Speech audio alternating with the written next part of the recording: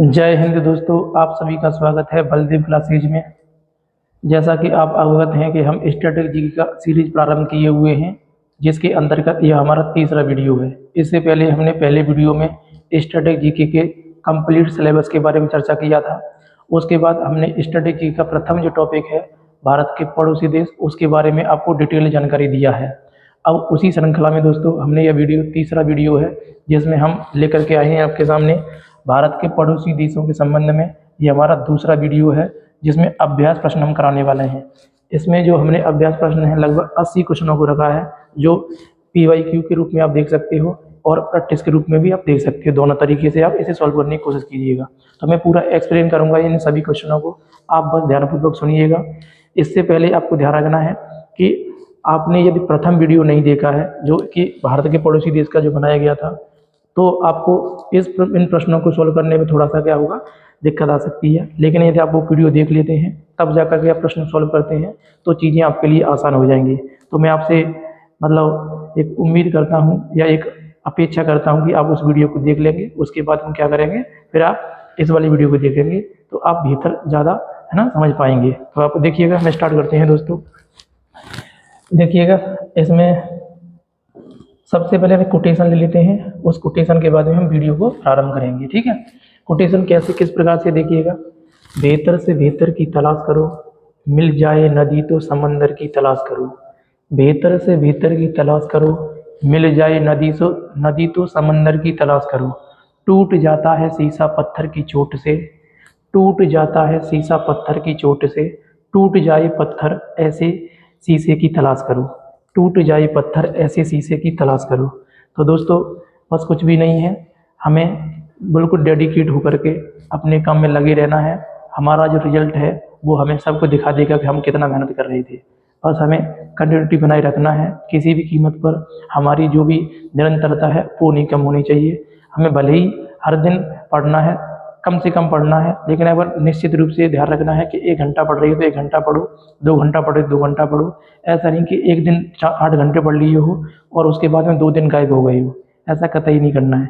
तो सभी विद्यार्थियों से गुजारिश है कि हमें डेडिकेट होकर के एक निरंतरता के साथ में जितना भी शेड्यूल आप बनाते हो उस शेड्यूल के अकॉर्डिंग क्या है, अपनी तैयारी को हमें कंटिन्यू रखना है। तो इसमें स्लाइड में देखो हम कुछ प्रश्न लेके आए हैं, उन प्रश्नों को हम देखते हैं। पहले मैं स्लाइड दिखा दे रहा हूँ कौन कौन से प्रश्न हैं उसको। पहले हम PYQ को सॉल्व करेंगे, उसके बाद कुछ अभ्यास प्रश्न हैं उनको सॉल्व करेंगे। तो PYQ के लगभग हमने 44 प्रश्नों को रखा हुआ है, जो कि SSC और SSC के जितने भी कैटेगरी के एग्जाम होते हैं उनमें जो प्रश्न पूछे गए हैं उनको हमने इसमें मेंशन किया है। और साथ ही कुछ अभ्यास प्रश्न हैं जो ऐसे रैंडमली पूछ लिए जाते हैं, उनको भी यहाँ पर क्या किया है हमने इसमें शामिल किया है। तो दोस्तों देखिएगा, सबसे पहले तो मैं अभी इन प्रश्नों को मैं अभी आपको सॉल्व नहीं करा रहा हूँ, आप देख सकते हो। ये पहले प्रश्न जो हैं इनको हम बाद में देखेंगे।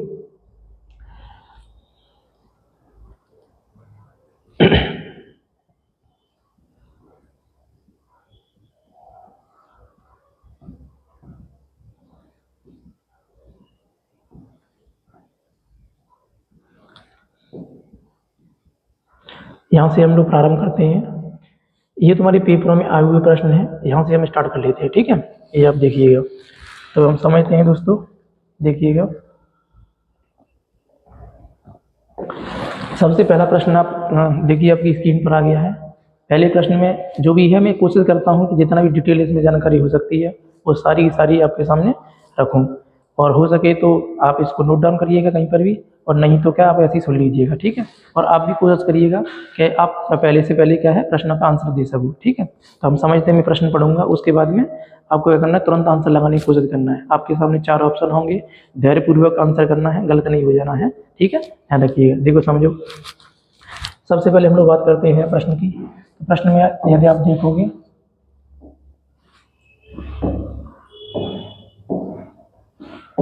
देखिएगा पहला प्रश्न हमारे सामने दिया गया है हमारी स्क्रीन पर। डूरंड रेखा किन दो देशों को विभाजित करती है? डूरंड रेखा किन दो देशों को विभाजित करती है, ये प्रश्न हमारे सामने आ रहा है। तो आपको ध्यान रखना, ऑप्शन आपका दिया गया है कि पाकिस्तान चीन के मध्य डूरंड रेखा है।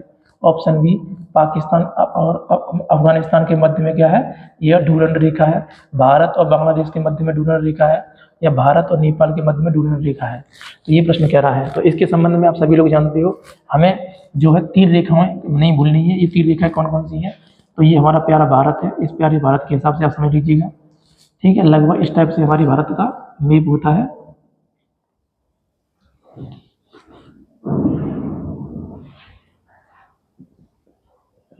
ठीक है, बना लेते हैं। ये है, अब देखो इस तरफ क्या है, इधर इस तरफ पाकिस्तान है, इस तरफ अफगानिस्तान है। ये आपको आइडिया होना चाहिए। ये नेपाल है, भारत के पड़ोसी देशों में मैंने आपको समझाया था। ये भूटान है, ये बांग्लादेश है यहाँ पर, और ये क्या हो जाएगा, ये म्यांमार हो जाएगा। और ऊपर देखेंगे तो ऊपर ये कौन सा देश बन जाएगा, तो ये बन जाएगा चाइना। ये कौन सा देश बनता है दोस्तों, चाइना बनता है। तो चाइना का ध्यान रखना है, ये हो जाएगा। तो प्रश्न उन्होंने क्या पूछा है, वो पूछ रहे हैं कि डूरंड रेखा किन 2 देशों को विभाजित करती है। तो डूरंड रेखा जो है दोस्तों, पहले पाकिस्तान, मतलब जब पाकिस्तान नहीं बना था उससे पहले यह भारत और अफगानिस्तान के मध्य में डूरंड रेखा थी, ठीक है। तो इसका मतलब यह है कि डूरंड रेखा जो है ये कब बनाई गई है, 1896 में बनाई गई थी। ये आपको ध्यान रखना, 1896 में। लेकिन क्या हुआ कि वर्तमान में यह किस देश के मध्य में है, तो किन 2 देशों के मध्य में, तो ध्यान रखना है ये अफगानिस्तान और पाकिस्तान के मध्य में है, ठीक है। अफगानिस्तान पाकिस्तान के मध्य में क्या डूरंड रेखा है, 1896 में बनाई गई है। लेकिन अगर तुमसे पूछ ले कि भारत और पाकिस्तान के मध्य में कौन सी रेखा है, तो उसका नाम है रेड क्लिफ रेखा। क्या नाम है, रेड क्लिफ। यानी भारत और पाकिस्तान अगर देखा जाए तो भारत पाकिस्तान के मध्य में देखेंगे, यहाँ नोट नहीं है मैं लिख दे रहा हूँ, भारत पाकिस्तान। तो भारत पाकिस्तान के मध्य में कौन सी रेखा है, रेड क्लिफ रेखा है, रेड क्लिफ लाइन, ठीक है। ये आपको ध्यान रखना है। जो ये कब खींची गई थी, तो 1947 में खींची गई थी। ये आपको ध्यान रखना है, ठीक है। ये हो जाएगा। पूछेगा आपसे भारत और बांग्लादेश के मध्य में कौन सी रेखा है, तो ये है 0 डिग्री लाइन। क्या है, 0 डिग्री लाइन जो है किस देश के मध्य में लगती है, तो लगती है भारत और बांग्लादेश के मध्य में। भारत नेपाल के मध्य में कोई सीमा रेखा नहीं है, यहाँ पर आराम से हम आ जा सकते हैं। और पाकिस्तान और चीन के मध्य में भी कोई सीमा रेखा नहीं है, ठीक है। ये आपको ध्यान रखना है। अब आगे बात करते हैं बोलूँ इधर। तो आपने एक चीज़ देखा होगा कि जो चीन है, चीन और भारत के मध्य में कौन सी सीमा रेखा है, तो चीन और भारत के मध्य में यदि हम देखें तो आपको पता होना चाहिए मैक-मोहन रेखा है। कौन सी रेखा है, मैक-मोहन। तो मैक-मोहन रेखा जो है वो किन 2 देशों के मध्य में है, तो वो है भारत और चीन के मध्य में। यानी भारत का अरुणाचल प्रदेश में जो सीमा लगती है वो मैक-मोहन रेखा लगती है। ये आपको ध्यान रखना है। तो ये मैक-मोहन रेखा कब खींची गई थी, तो 1914 में खींची गई थी, 1950 के अंतर्गत। इतना आपको इस प्रश्न के संबंध में आपको ध्यान रखना है। तो अब इस प्रश्न का आंसर क्या हो जाएगा दोस्तों, डूरंड रेखा किन 2 देशों को विभाजित करती है। इस प्रश्न का आंसर है भारत, यानी अफगानिस्तान और पाकिस्तान के मध्य में क्या है, डूरंड रेखा है। तो इसका आंसर क्या माना जाएगा, बी ऑप्शन इसमें आपका राइट माना जाएगा, ठीक है। इस तरह से आपको लेना है। और मैक-मोहन रेखा अरुणाचल प्रदेश से करती, तो अरुणाचल प्रदेश को ये वाला एरिया है, तो यहाँ मैक-मोहन रेखा है, ये आपको ध्यान रखना है, ठीक है। इस स्थिति बन के आ जाएगी। अब आगे बढ़ते हैं पल्लू, दूसरा क्वेश्चन आप सॉल्व करिएगा। निम्नलिखित में से किस देश की थल सीमा जो है ना भारत के साथ नहीं जुड़ी हुई है ना। यानी इनमें से ऑप्शन दिए गए हैं, इनमें से आपको ये देखना है कि जो थल सीमा है वो भारत किसके साथ नहीं लगाता है, उसके संबंध में चर्चा कर रहा है ना। वो आप देखिएगा, भूटान से भारत की सीमा जुड़ी हुई है, नेपाल से भारत की सीमा जुड़ी हुई है। आप देख सकते हैं भूटान जो है देखो ये है, और स्थल से स्थल सीमा लगी हुई है, थल सीमा है। नेपाल देखो ये यहाँ पर है, तो नेपाल से भी क्या भारत की सीमा लगी हुई है। बात की जाए पाकिस्तान, तो पाकिस्तान से तो अभी बताया ही मैंने आपको, रेड क्लिफ लाइन जो है पाकिस्तान के मध्य में, ये पाकिस्तान वाला एरिया है, ये क्या है, ये भारत है। तो भारत और पाकिस्तान के मध्य में क्या सीमा रेखा है, ये अफगानिस्तान है। अफगानिस्तान के मध्य में डूरंड रेखा है, जो अभी पहले प्रश्न में देखा है। लेकिन हमने कल आपको समझाया था कि नीचे यहाँ पर क्या है, यहाँ पर एक देश है श्रीलंका। श्रीलंका जो है भारत का पड़ोसी देश जरूर है, लेकिन श्रीलंका जो है भारत से स्थल की सीमा नहीं लगाता है, क्योंकि भारत से श्रीलंका की दूरी 31 किलोमीटर दूर है। ध्यान रखना है, तमिलनाडु राज्य से। इसका मतलब ये है कि भारत के साथ में किस देश की थल सीमा नहीं लगती है, तो वो देश कौन सा हो जाएगा, मतलब श्रीलंका हो जाएगा। तो श्रीलंका की क्या है, जो सीमा है वो नहीं लगती है, इतना आपको ध्यान रखना है, ठीक है। ये स्थिति बन जाएगी। अब नेक्स्ट हम बात करते हैं दोस्तों, तीसरा प्रश्न आप आ जाइएगा, ठीक है। इंडोनेशिया दुनिया का सबसे बड़ा देश है, ये पूछ रहा है किस चीज़ में। इंडोनेशिया दुनिया का सबसे बड़ा द्वीपीय देश है, यानी इंडोनेशिया में लगभग हम कह सकते हैं 13,000 प्लस द्वीप हैं। कितने द्वीप हैं, 13,000 से अधिक द्वीप हैं, ध्यान रखना है। तो दुनिया का सबसे बड़ा द्वीपीय देश कौन सा, इंडोनेशिया है। इंडोनेशिया की राजधानी का नाम जकार्ता है। इंडोनेशिया की मुद्रा का नाम रुपया है, ये आपको ध्यान रखना है। इंडोनेशिया जो है दुनिया में सबसे सर्वाधिक जो देखा जाए, मतलब ये हम इसको ऐसा समझ ले रहे हैं कि जो इंडोनेशिया है यह एक मुस्लिम कंट्री है, एक शांत कंट्री रहती है, इस आधार पर बन जाता है, ठीक है। ये हो जाएगा। तो इंडोनेशिया क्या है, द्वीपीय देश है, तो इसका जो आंसर है वो क्या हो जाएगा, ऑप्शन ए हो जाएगा। क्या हो जाएगा, ऑप्शन ए। तो इसको आपको लगा देना है, ठीक है। अब क्वेश्चन नंबर हम 4 की बात करते हैं। 4 नंबर देखो, भूटान का साम्राज्य हिमालय में स्थित है, मतलब किस हिमालय में स्थित है, यानी भूटान जो है वो किस हिमालय में स्थित है। तो ध्यान रखना है, भूटान जो है पूर्वी हिमालय में स्थित है। कौन से में स्थित है, पूर्वी हिमालय। यदि आप देखोगे हिमालय को अगर हम यहाँ बनाना चाहें तो हिमालय जो है वो किस तरह पड़ेगा, यहाँ देखो तो ये हिमालय है यहाँ पर, तो ये हिमालय है, तो हम देखेंगे तो देखो ये हिमालय है, ठीक है। तो हिमालय है तो देखो अब यहाँ पर ये भूटान है, भूटान है। तो आप अगर इस लोकेशन देखें तो कहाँ पड़ रही है, पूर्वी। कहाँ पड़ रही है, पूर्वी। तो भूटान जो जो मतलब है वो किस हिमालय में स्थित है, तो पूर्वी हिमालय में स्थित है, पूर्वी हिमालय में, ठीक है। तो हमने अभी 4 क्वेश्चनों को पढ़ लिया है, ये आपको ध्यान रखना है। अब नेक्स्ट हम क्वेश्चनों पर जाते हैं। तो नेक्स्ट देखिएगा, आप वीडियो को पॉज कर करके इनको देख लीजिएगा। पीडीएफ यदि आपको प्राप्त करनी है तो टेलीग्राम चैनल पर बलदेव सर एटा डालिएगा, उसे ज्वाइन कर लीजिएगा। वहाँ पर तुम्हें ये इसकी कंप्लीट पीडीएफ मिल जाएगी, वहाँ से आप इसे डाउनलोड कर लेना, ठीक है। अब नेक्स्ट हम लोग बात करते हैं। नेक्स्ट देखिएगा क्वेश्चन नंबर 5। देखो क्वेश्चन नंबर 5 की यदि बात किया जाए तो समझिएगा। देखो नेक्स्ट क्वेश्चन हमारे सामने क्या, क्वेश्चन नंबर 5 है। देखो क्या कह रहा है वो, कोलंबो किस देश की राजधानी है। मैंने आपको कल वाली वीडियो में जब हम पढ़ा रहे थे बताया था आपको कोलंबो किस देश की राजधानी है। तो ये श्रीलंका की राजधानी है। किस देश की राजधानी है, श्रीलंका की। यानी ऑप्शन नंबर डी क्या है इसमें, राइट हो जाएगा। यानी श्रीलंका की 3 राजधानियों के बारे में हमने चर्चा किया था। श्रीलंका की प्रारंभिक राजधानी कैंडी थी, इसकी दूसरी राजधानी कोलंबो है, इसकी वर्तमान राजधानी क्या है, श्री जयवर्धनेपुरम है। तो श्री जयवर्धनेपुरा जो है वो कहाँ पर है, श्रीलंका की वर्तमान राजधानी के रूप में हम देखते हैं। इसकी 3 राजधानियाँ थी, जिनमें से कोलंबो की क्या थी, एक राजधानी थी। बांग्लादेश की राजधानी का नाम क्या है बताइएगा। तो बांग्लादेश की राजधानी का नाम ढाका है, ठीक है। म्यांमार की राजधानी का नाम क्या है, नेपीदा है, नेपीदा। नेपीदा क्या है, म्यांमार की राजधानी का नाम है। और नेपाल की राजधानी आपको पता होना चाहिए, काठमांडू है। क्या है, काठमांडू। तो नेपाल की राजधानी का नाम काठमांडू है। ये आपके एकदम उंगलियों पर रहना चाहिए प्रश्न, कोई दिक्कत नहीं आनी चाहिए, ठीक है, ध्यान रखना। क्वेश्चन नंबर 6 देखिएगा, उस देश का नाम बताएं जिसकी मुद्रा का नाम रुपया नहीं है। वो पूछ रहा नहीं है, ठीक है, नहीं है। तो कौन सा ऐसा देश है जिसकी मुद्रा का नाम रुपया नहीं है। तो देखो नेपाल की मुद्रा का नाम रुपया है, ठीक है। श्रीलंका की मुद्रा का नाम रुपया है, राइट। और पाकिस्तान की मुद्रा का नाम रुपया है। तो अब प्रश्न वही आ गया, मतलब म्यांमार की मुद्रा का नाम। तो अभी जस्ट देखो हमने बात किया है, इसकी राजधानी नेपीदा है म्यांमार की। तो मुद्रा का नाम क्या है, क्यात। क्यात जो मुद्रा है वो किस देश की मुद्रा है, तो वो म्यांमार की मुद्रा है। इसका मतलब क्या है, क्वेश्चन नंबर 6 का जो आंसर होगा वो क्या हो जाएगा दोस्तों, तो वो हो जाएगा आपका म्यांमार। यानी म्यांमार की जो मुद्रा है वो क्या है, क्यात है, यानी कि रुपया नहीं है। तो इसके हिसाब से ये आंसर राइट माना जाएगा, ठीक है, हो जाएगा। नेक्स्ट हम लोग बात करते हैं, श्रीलंकन राष्ट्र की पहली राजधानी कौन थी। देखो अभी हमने जस्ट बात किया कोलंबो, ये दूसरी राजधानी श्रीलंका की, लेकिन प्रथम राजधानी कौन सी थी, कैंडी थी। क्या थी, कैंडी। तो ऑप्शन नंबर डी इसमें क्या हो जाएगा दोस्तों, राइट हो जाएगा। यानी श्रीलंका की प्रारंभिक राजधानी कौन सी थी, कैंडी थी। तो कैंडी आप लगा सकते हो, ये कैंडी बन जाएगी, ठीक है। जाफना क्या है, तो आप सभी लोग जानते हैं जो श्रीलंका है, श्रीलंका की अगर हम समझे थोड़ा सा तो समझिएगा दोस्तों। श्रीलंका का यदि मैं आपको समझाऊँ थोड़ा सा, देखो समझो श्रीलंका के बारे में। देखो समझो, आप मैं ही चित्र बना के समझा दे रहा हूँ, देखिएगा खुलने लिए फाइल। ये श्रीलंका कुछ इस टाइप से रहता है और ये यहाँ पर इंडिया है, ठीक है, ऐसे आप समझ लीजिएगा। तो आपको पता होना चाहिए श्रीलंका का उत्तरी जो एरिया है उसे जाफना कहते हैं। क्या कहते हैं, जाफना। मैंने आपको कल बताया था जाफना कहाँ है, तो श्रीलंका का उत्तरी जो द्वीप रहता है वो क्या है, जाफना हो जाएगा। अनुराधापुरा ये वहाँ जगह है, और पोलोननो रूबा ये क्या है, वहाँ पर ये एक छोटा सा शहर है। तो कैंडी क्या थी, इसकी सबसे प्रारंभिक राजधानी थी। उसके बाद क्या बनी, कोलंबो बनी। वर्तमान में क्या इसकी राजधानी है, तो श्री जयवर्धनेपुरम जो राजधानी है वो यहाँ बन जाएगी, ठीक है। अब नेक्स्ट क्वेश्चन देखिए, क्वेश्चन नंबर 8, पाकिस्तान की राजधानी का नाम क्या है। तो पाकिस्तान की राजधानी का नाम इस्लामाबाद है। क्या है, इस्लामाबाद। यानी ऑप्शन नंबर इसमें क्या हो जाएगा, डी हो जाएगा। तो पाकिस्तान की राजधानी इस्लामाबाद है, ये लगा देना है। रावलपिंडी में क्या है, गुरु नानक का जन्म हुआ है। कराची किसकी राजधानी है, तो पाकिस्तान के सिंध प्रांत की राजधानी का नाम कराची है। सिंध प्रांत की राजधानी का नाम कराची है।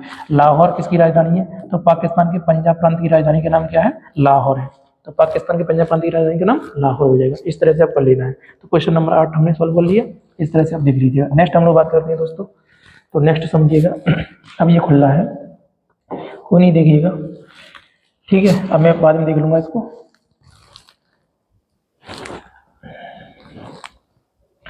नेक्स्ट क्वेश्चन में हम देखते हैं, तो नेक्स्ट क्वेश्चन कौन सा है, क्वेश्चन नंबर 9 देखते हैं हम लोग, ठीक है। थोड़ा सा इसे बड़ा कर ले रहे हैं, अगर आपको कम दिख रहा हो तो क्वेश्चन नंबर 9 देखिएगा आप।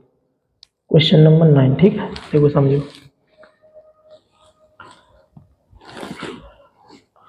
क्वेश्चन नंबर देखो क्या प्रश्न दिया गया है, समझो। इनमें से किस देश में सबसे छोटी सिक्के को पैसा नहीं कहा जाता है? सबसे छोटे सिक्के को पैसा नहीं कहा जाता है। क्या इंडिया में पैसा कहा जाता है? कहा जाता है भैया, हम तो कहते हैं अक्सर कि पैसा पैसा दो, कहते नहीं कहते? तो इंडिया में पैसा चलता है, कोई दिक्कत नहीं है, लेकिन पैसे की वैल्यू अब इंडिया में नहीं रही है, लेकिन पैसा हम बोलते रहते हैं, हमारे शब्दों में रहता है। अब वो कह रहा है कौन से देश में नहीं कहा जाता, ये पूछना चाह रहा है आपसे, ठीक। तो नहीं कहा जाता तो समझ लीजिएगा, भारत में पैसा कहा जाता है, रुपया भी कहा जाता है। नेपाल में पैसा कहा जाता है, रुपया भी कहा जाता है। पाकिस्तान में पैसा कहा जाता है और रुपया भी कहा जाता है, लेकिन श्रीलंका में नहीं कहा जाता है, ये आपको ध्यान रखना है। यानी कि देखो प्रश्न पूछा गया है आरआरबी एनटीपीसी 2016 में कि इनमें से कौन सा देश है जिसमें सिक्के को पैसा नहीं कहते हैं। तो प्रश्न में सिक्का पैसा नहीं है, उसे रुपया ही कहते हैं। तो वो किसे है, वो कौन सा देश है? श्रीलंका देश है, जिसमें हम क्या कहते हैं, मतलब पैसा नहीं कहा जाता है, ठीक है, ये हो जाएगा।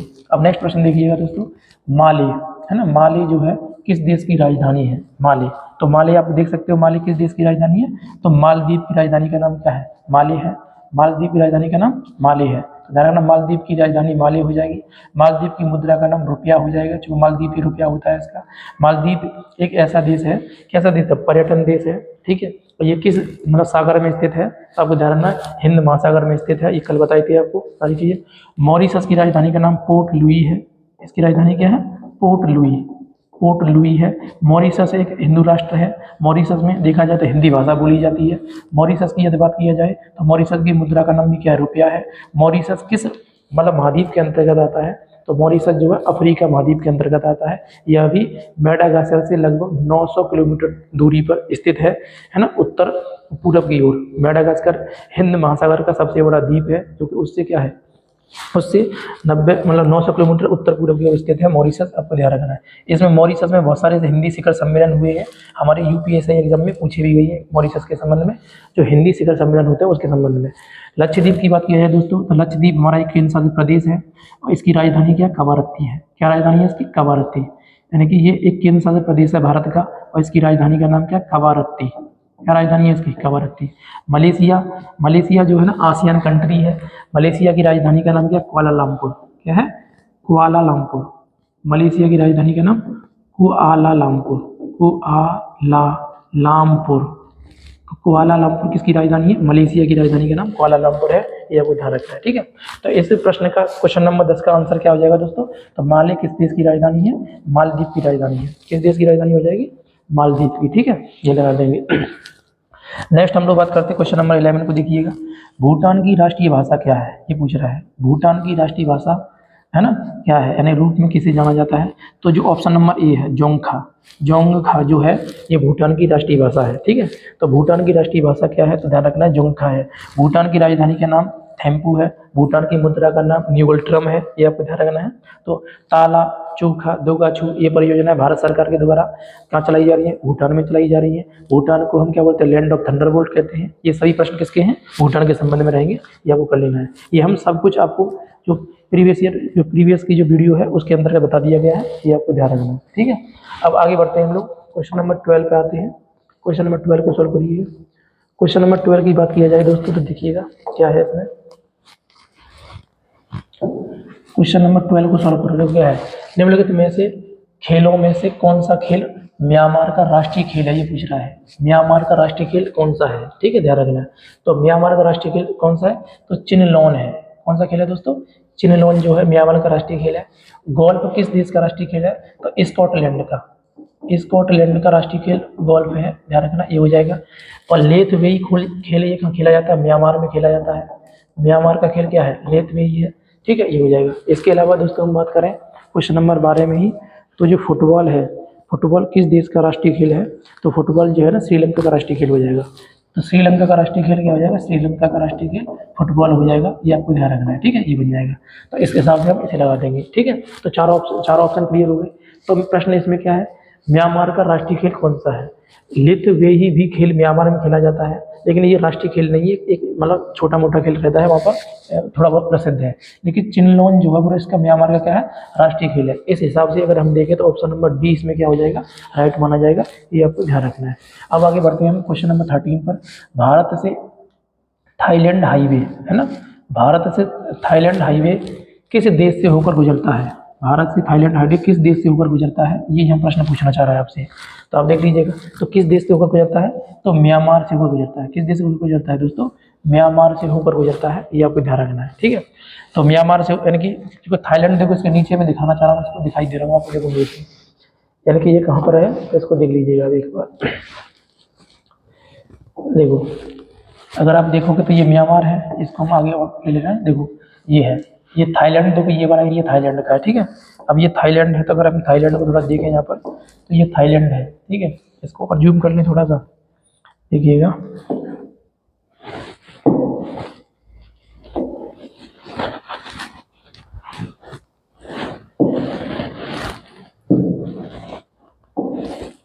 इसको जूम करके आपको दिखाने की कोशिश कर रहे हैं, देखिएगा, समझिएगा थोड़ा सा।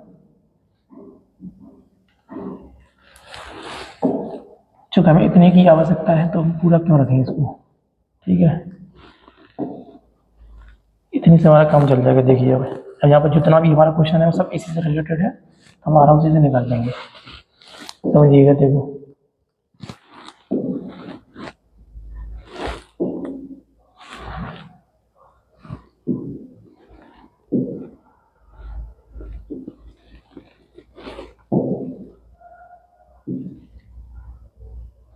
देखिएगा, अब यहाँ पर हम आपसे कह रहे हैं कि सर थाईलैंड जो हाईवे है ना, ये दिया गया, देखो ये थाईलैंड है, यहाँ पर क्या ये थाईलैंड हो जाएगा,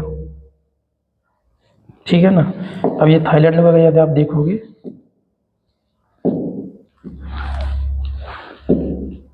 देखो ये थाईलैंड है, ठीक है, ये थाईलैंड है। अब ये थाईलैंड पूरा यहाँ पर मान ले रहे हैं, ये थाईलैंड है। अब थाईलैंड से यहाँ से हाईवे जा रहा है, तो म्यांमार से होते हुए कहाँ जा रहा है, इंडिया में आ रहा है।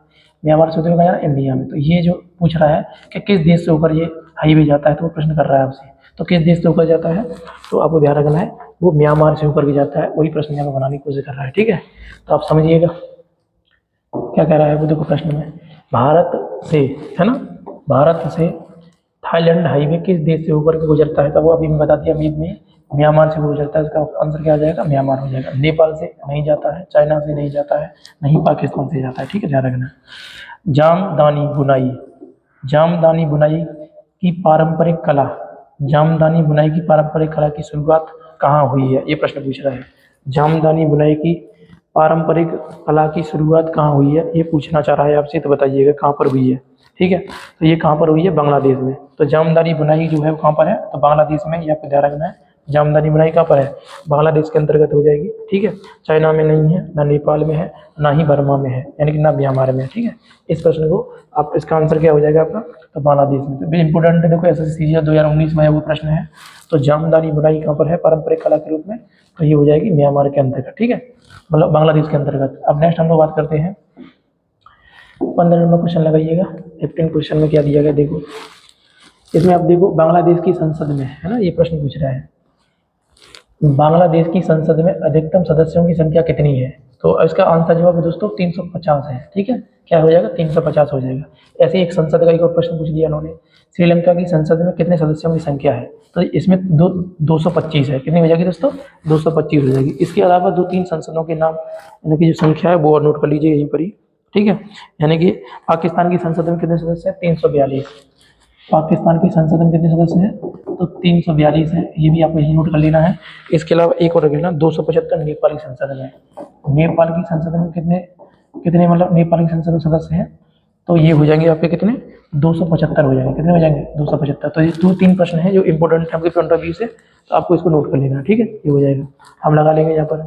यानी कि श्रीलंका की संसद में कितने सदस्य हैं, तो 225 हैं, और बांग्लादेश की संसद में कितने सदस्य हैं, तो 350 है। पाकिस्तान की संसद में 342 है, नेपाल की संसद में कितने हैं, तो 275 है। ये आपको ध्यान रखना है, ठीक है, इतना हो जाएगा। आगे बढ़ते हैं, आगे देखिएगा, यदि आगे हम देखें तो आगे देखिएगा, क्वेश्चन नंबर 17 को सॉल्व कीजिएगा। क्वेश्चन नंबर 17 में क्या दिया गया है, देखो समझो प्रश्न क्या रहा है, क्या कर रहा है, जानकू, जानकू एक शब्दावली है, जीवन के उत्सव के रूप में, जीवन के उत्सव के रूप में मनाई जाने वाली, है ना, देश की अनूठी सांस्कृतिक प्रथा है, मतलब किस देश की अनूठी सांस्कृतिक प्रथा है, ये पूछना चाह रहा है। Sri Lanka option A, option B Nepal, option C Bhutan, option D Pakistan. तो किस देश की जानकू एक सांस्कृतिक प्रथा है। तो दोस्तों ये नेपाल की क्या है, सांस्कृतिक प्रथा है, ये आपको ध्यान रखना है। अब देखो प्रश्न ये पूछा गया 2019 में एसएससी सीजीएल में, तो ये इंपॉर्टेंट है। मैं सारी चीज़ें आपको वीडियो में बता चुका हूँ। इससे पहले जो वीडियो आपको नॉलेज वाली जो दी गई थी उसको, जिसमें आपको पूरी कॉन्सेप्ट के बारे में चर्चा किया है, तो पहले उस वीडियो को देखो, फिर इन प्रश्नों को लगाओगे तो बहुत ज़्यादा सहज महसूस करोगे। सब कुछ ये बताया गया उस वीडियो में। अब देखिए, वहाँ बनाइए अपना नोट्स, तब इसको देखने आओगे ज़्यादा बढ़िया रहेगा। अब देखो हम आगे बात करते हैं। भूटान के राष्ट्रीय पक्षी की बात कर रहा है। भूटान का राष्ट्रीय पक्षी क्या है? तो भूटान का राष्ट्रीय पक्षी दोस्तों क्या है? तो वो हो जाएगा काला कौवा। क्या हो जाएगा? काला कौवा। और ये भी उस वीडियो में हमने बताया था बहुत सारी चीज़ें, ठीक है, हो जाएगा। तो इसका ऑप्शन नंबर डी कर लीजिएगा, बाकी आप इसे ऐसे जोड़ लीजिएगा, ठीक है। नेक्स्ट क्वेश्चन की हम लोग बात करते हैं दोस्तों। तो नेक्स्ट देखिएगा, नेक्स्ट क्वेश्चन 19 क्वेश्चन देखो। क्वेश्चन नंबर 19 की बात की जाए तो इसको समझिएगा। देखो, सिंधु जल समझौते की बात कर रहा है। सिंधु जल समझौता कब हुआ है? 1960 में, ठीक है, 60 में ये जल समझौता हुआ था, जिसमें हस्ताक्षर किए थे भारत और पाकिस्तान। भारत और पाकिस्तान के मध्य में क्या ये हुआ? तो पाकिस्तान ऑप्शन में है, पाकिस्तान ऑप्शन नंबर ए इसमें हो जाएगा। जिसके तहत क्या प्रावधान किया गया है आपको पता होना चाहिए, सिंधु नदी तंत्र के बारे में। सिंधु नदी तंत्र में 6 नदियां हैं। कौन कौन सी? सिंधु, चिनाब, झेलम, रावी, व्यास, सतलज। तो जो उत्तर की 3 नदियां हैं, इसमें कौन कौन सी? सिंधु है, झेलम है, चिनाब है। इन 3 नदियों का 80% जल का प्रयोग पाकिस्तान करेगा, 20% जल का प्रयोग हिंदुस्तान करेगा। उसके बाद दक्षिण की 3 नदियां हैं, कौन कौन सी हो जाएंगी? तो रावी, व्यास, सतलज। इन दक्षिण की 3 नदियों का जो पानी है 80% भारत प्रयोग करेगा और 20% पाकिस्तान प्रयोग करेगा। इसी समझौते को बोलते हैं सिंधु जल समझौता, जो कि 1960 में किया गया था। ये सारी चीज़ आपको ध्यान रखनी है। इस प्रश्न का आंसर क्या हो जाएगा? ऑप्शन ए हो जाएगा। अब नेक्स्ट पूछ रहा है, काजी नजरुल इस्लाम। काजी नजरुल इस्लाम किस देश के राष्ट्रीय कवि है? अब ये देखो सीजीएल में प्रश्न पूछा गया है, किस देश के राष्ट्रीय कवि है? तो ये बांग्लादेश के राष्ट्रीय कवि है, ये आपको ध्यान रखना है, ठीक है। यानी काजी नजरुल इस्लाम किस देश के राष्ट्रीय कवि है? तो बांग्लादेश का ऑप्शन नंबर ए इसमें राइट हो जाएगा, ये आपको ध्यान रखना है, ठीक है। अब आगे बढ़ते हैं हम लोग, आगे समझिएगा। क्वेश्चन नंबर 21 को पढ़ते हैं। क्वेश्चन नंबर 21 में देखिएगा, क्वेश्चन नंबर 21 में आप देखो क्या दिया गया है, पढ़िएगा। देखो इसमें प्रश्न है दसई। दसई जो है, दसई अब डस करके दे रहा है, का सबसे लंबा और सबसे महत्वपूर्ण त्यौहार है। मतलब किसका सबसे लंबा और महत्वपूर्ण त्यौहार है पूछना चाह रहा है, किस देश का? म्यांमार का, भूटान का, ठीक है, श्रीलंका का या नेपाल का? तो दसई जो दोस्तों त्यौहार है वो कहाँ का है? तो वो नेपाल का दसई जो त्यौहार है वो है। ध्यान रखना, नेपाल से आजकल क्वेश्चन ज़्यादा पूछा, देखो 2019 में इससे पहले पूछ लिया गया है जानपुर वाला, और ये देखो दूसरा प्रश्न फिर आ गया दसई। तो दसई कहाँ का त्यौहार हो जाएगा? तो ये नेपाल का त्यौहार है, ये आपको ध्यान रखना है, ठीक है, ये बन जाएगा। नेक्स्ट प्रश्न देखिए, नेक्स्ट प्रश्न क्या है? सोने का शेर। सोने का शेर अपने दाहिने अग्र पंजा में, अपने दाहिने अग्र पंजा में तलवार पकड़े हुए, है ना, डैश करके दे रखा, राष्ट्रीय प्रतीक चिन्ह है। मतलब सोने का शेर अपने दाहिने अग्र पंजाब में क्या किया हुआ है? एक तलवार पकड़े हुए है। यह किस देश का राष्ट्रीय चिन्ह है? इसकी बात कर रहा है। अब ऑप्शन यहाँ दिए गए, ऑप्शन देखो, ऑप्शन क्या है? ऑप्शन ए श्रीलंका है, ऑप्शन बी भूटान है, ऑप्शन डी म्यांमार है, और ऑप्शन डी क्या हो जाएगा? पाकिस्तान है। तो इसमें किसका ये राष्ट्रीय चिन्ह है? तो ध्यान रखना, ऑप्शन नंबर ए आप लगा दीजिएगा इसमें, श्रीलंका का। यानी सोने का शेर अपने दाहिने अग्र पंजा में तलवार पकड़े हुए है, यह राष्ट्रीय जो प्रतीक है वो किस देश का है? तो वो श्रीलंका का राष्ट्रीय प्रतीक हो जाएगा, ये आपको ध्यान रखना है, ठीक है, ये बन जाएगा। अब नेक्स्ट हम लोग बात करते हैं क्वेश्चन नंबर 23 की बात करते हैं। देखिएगा क्वेश्चन नंबर 23, ठीक है, करिएगा इसको सॉल्व। तो क्वेश्चन नंबर 23 में यदि आप देखो तो देखो क्या दिया गया है, भारत, है ना, भारत के निम्नलिखित में से किस पड़ोसी देश में प्रसिद्ध कटास राज मंदिर परिषद, कटास राज मंदिर परिषद जो कि कई धर्मों के मंदिरों के साथ स्थित है, कई धर्मों के मंदिरों के साथ क्या स्थित है, ये पूछना चाह रहा है। कटास राज मंदिर परिषद कहाँ पर है ये पूछ रहा है। अब ऑप्शन दे रहा है आपको, देखो ऑप्शन क्या है? Option A Pakistan, option B Sri Lanka, option D Afghanistan, और ऑप्शन सी अफगानिस्तान, और ऑप्शन डी क्या हो जाएगा? म्यांमार। तो इसमें जो कटास राज मंदिर परिषद जो है वो कहाँ पर है दोस्तों? वो है पाकिस्तान में। एक नंबर प्रश्न इंपॉर्टेंट है, कब पूछा गया? देखो 2021 में पूछा गया है, तो इंपॉर्टेंट प्रश्न है, इसको है ना ध्यानपूर्वक देख लीजिएगा। नेक्स्ट हम लोग बात करें क्वेश्चन नंबर 24 की। देखो बांग्लादेश, है ना, डैश करके दे रहा है, तक पाकिस्तान का हिस्सा था। यानी बांग्लादेश कब तक पाकिस्तान का हिस्सा था? तो आपको पता होना चाहिए पाकिस्तान कब बना है? 1947 में बना था। कब बना था? 1947। और बांग्लादेश कब बना है? 1971 में बना है।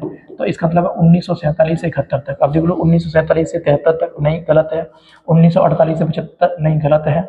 1948 तो है ही नहीं है, ठीक है, 48 से यहाँ पर है ही। देखो 1947 से 71, यानी ऑप्शन नंबर क्या हो जाएगा? डी हो जाएगा। यानी कि जो बांग्लादेश है वो पहले पूर्वी पाकिस्तान के नाम से जाना जाता था, और जो पश्चिमी पाकिस्तान, जो मतलब अभी पाकिस्तान है, उसे हम पश्चिमी पाकिस्तान कहते थे। लेकिन इनके मध्य में क्या हो गया? विवाद हो गया था। जो कि बांग्लादेश के संस्थापक कौन है? शेख मुजीबुर रहमान है, जो कि शेख हसीना के क्या है? पिता हैं। वर्तमान जो बांग्लादेश के प्रधानमंत्री हैं उनके पिता कौन है? तो शेख मुजीबुर रहमान थे, जिन्हें हम बंग बंधु कहते हैं। उन्हीं को बोलते हैं फादर ऑफ बांग्लादेश। तो वो उन्हीं के अकॉर्डिंग क्या है, ये बांग्लादेश को बनाया गया था, जिसमें किसका हाथ था? इंदिरा गांधी जी का हाथ था। इसी मतलब आपने देखा 1971 में भारत पाकिस्तान युद्ध हुआ था। इस युद्ध में क्या हुआ? 93,000 जो फौजी थे पाकिस्तान के, उन्होंने सरेंडर किया था, जो कि अपने आप में एक बहुत बड़ी उपलब्धि थी। भारत की सेना ने उन्हें, है ना, उनको घुटने दिखा दिए थे। ठीक है, ये सारी चीज़ में आ जाएगी। अब आगे बढ़ते हैं हम लोग 25 क्वेश्चन को देखते हैं। तो 25 क्वेश्चन को समझिएगा क्या है। 25 क्वेश्चन में दोस्तों देखिएगा क्या है। गोंगसा, है ना, ये पूछ रहा है गोंगसा, गोंगसा उज्ञेन वांगचुक, ये नाम है एक व्यक्ति का। गोंगसा उज्ञेन वांगचुक किस वर्ष भूटान के सम्राट बने? यानी पहले सम्राट है भूटान के। स्ट्रेटेजी के इंपॉर्टेंट प्रश्न है। गोंगसा उज्ञेन वांगचुक, चूंकि भूटान से हमारी बहुत अच्छे संबंध है, इसलिए आपको ध्यान रखना है कि हमें ये प्रश्न को हाईलाइट रखना है थोड़ा सा। तो आप समझिएगा 1901 में ये मतलब क्या बने? पहले सम्राट बने। 1910 में बने थे, ऑप्शन बी। ऑप्शन सी है 1905 में, या ऑप्शन डी है 1907 में। तो इसका राइट आंसर दोस्तों क्या हो जाएगा? ऑप्शन डी हो जाएगा। यानी कि गोंगसा उज्ञेन वांगचुक भूटान के प्रथम सम्राट जो बने थे वो कब बने थे? तो 1907 में बने थे। ये आपको ध्यान रखना है, राइट, ये हो जाएगा। क्वेश्चन नंबर नेक्स्ट देखिए 26 क्वेश्चन नंबर। श्रीलंका का सबसे बड़ा शहर है, श्रीलंका का सबसे बड़ा शहर क्या है? ये पूछना चाह रहा है। तो श्रीलंका का सबसे बड़ा शहर क्या है? कोलंबो है, ध्यान रखना है। हालांकि कोलंबो इसकी पहले राजधानी भी रह चुकी है। वर्तमान में इसकी राजधानी क्या है? श्री जयवर्धनेपुरा है। जबकि हम बात कर चुके हैं कि श्रीलंका की प्रथम राजधानी या प्रारंभ में राजधानी क्या थी? तो कैंडी थी। तो 3 राजधानी श्रीलंका की थी, ये आपको ध्यान रखना है। लेकिन अब प्रश्न जो पूछ रहा है वो क्या पूछ रहा है? क्या श्रीलंका का सबसे बड़ा शहर क्या है? तो वो क्या है? कोलंबो था, ध्यान रखना है। अब देखो यही प्रश्न कब आया? 2020 में आया हुआ है। तो इंपोर्टेंट प्रश्न है, ये आपको कर लेना है। अब नेक्स्ट हम आगे देखते हैं।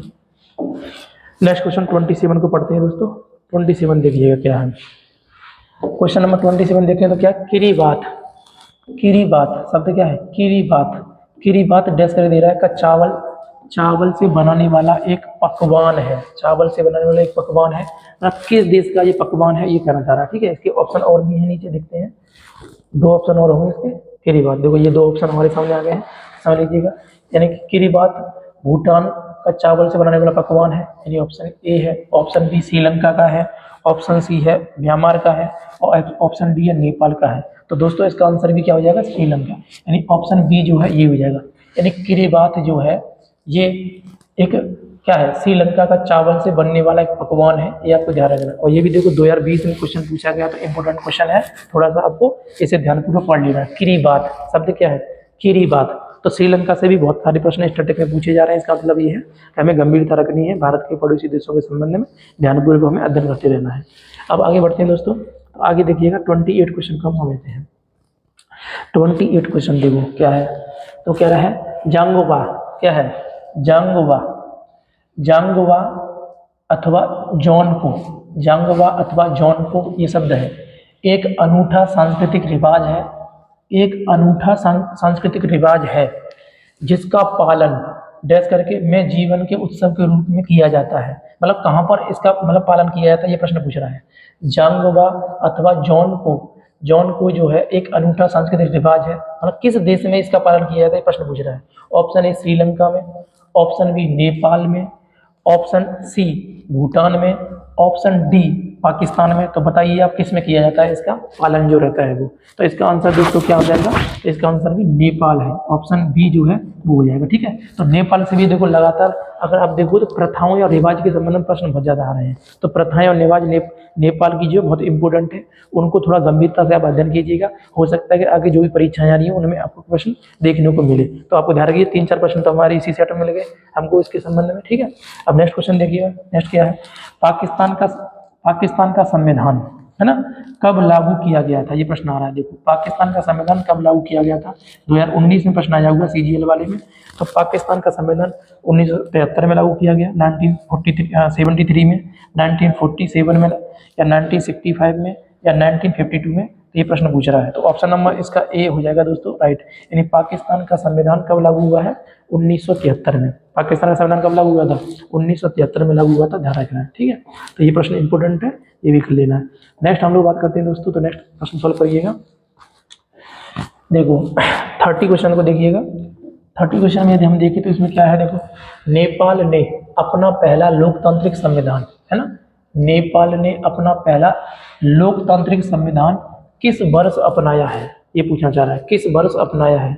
नेपाल ने अपना पहला लोकतांत्रिक संविधान किस वर्ष अपनाया है, तो ये अपनाया 2015 में, ठीक है। यानी पाकिस्तान ने 1973 में लागू किया है, और नेपाल ने 2015 में, और श्रीलंका ने 1978 में, ठीक है। श्रीलंका ने कब किया है, 1978 में किया है। ये तीनों प्रश्न आपको ध्यान रखने हैं, तीनों ही प्रश्न आ चुके हैं पेपर में, अभी तक ध्यान रखना है। पूछेगा श्रीलंका ने अपना संविधान कब लागू किया, 1978 में। पाकिस्तान ने अपना संविधान कब लागू किया, 1973 में।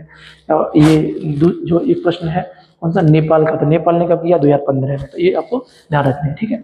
अब नेक्स्ट प्रश्न देखो, 31 प्रश्न में क्या है, मरफती के गाने डैश करके दे रहा है कि पारंपरिक लोकगीत हैं। देखो ये आजकल लोकगीत वगैरह प्रथा वगैरह बहुत ज़्यादा, देखो पारंपरिक है ना, कल्चर के संबंध में पूछ रहा है।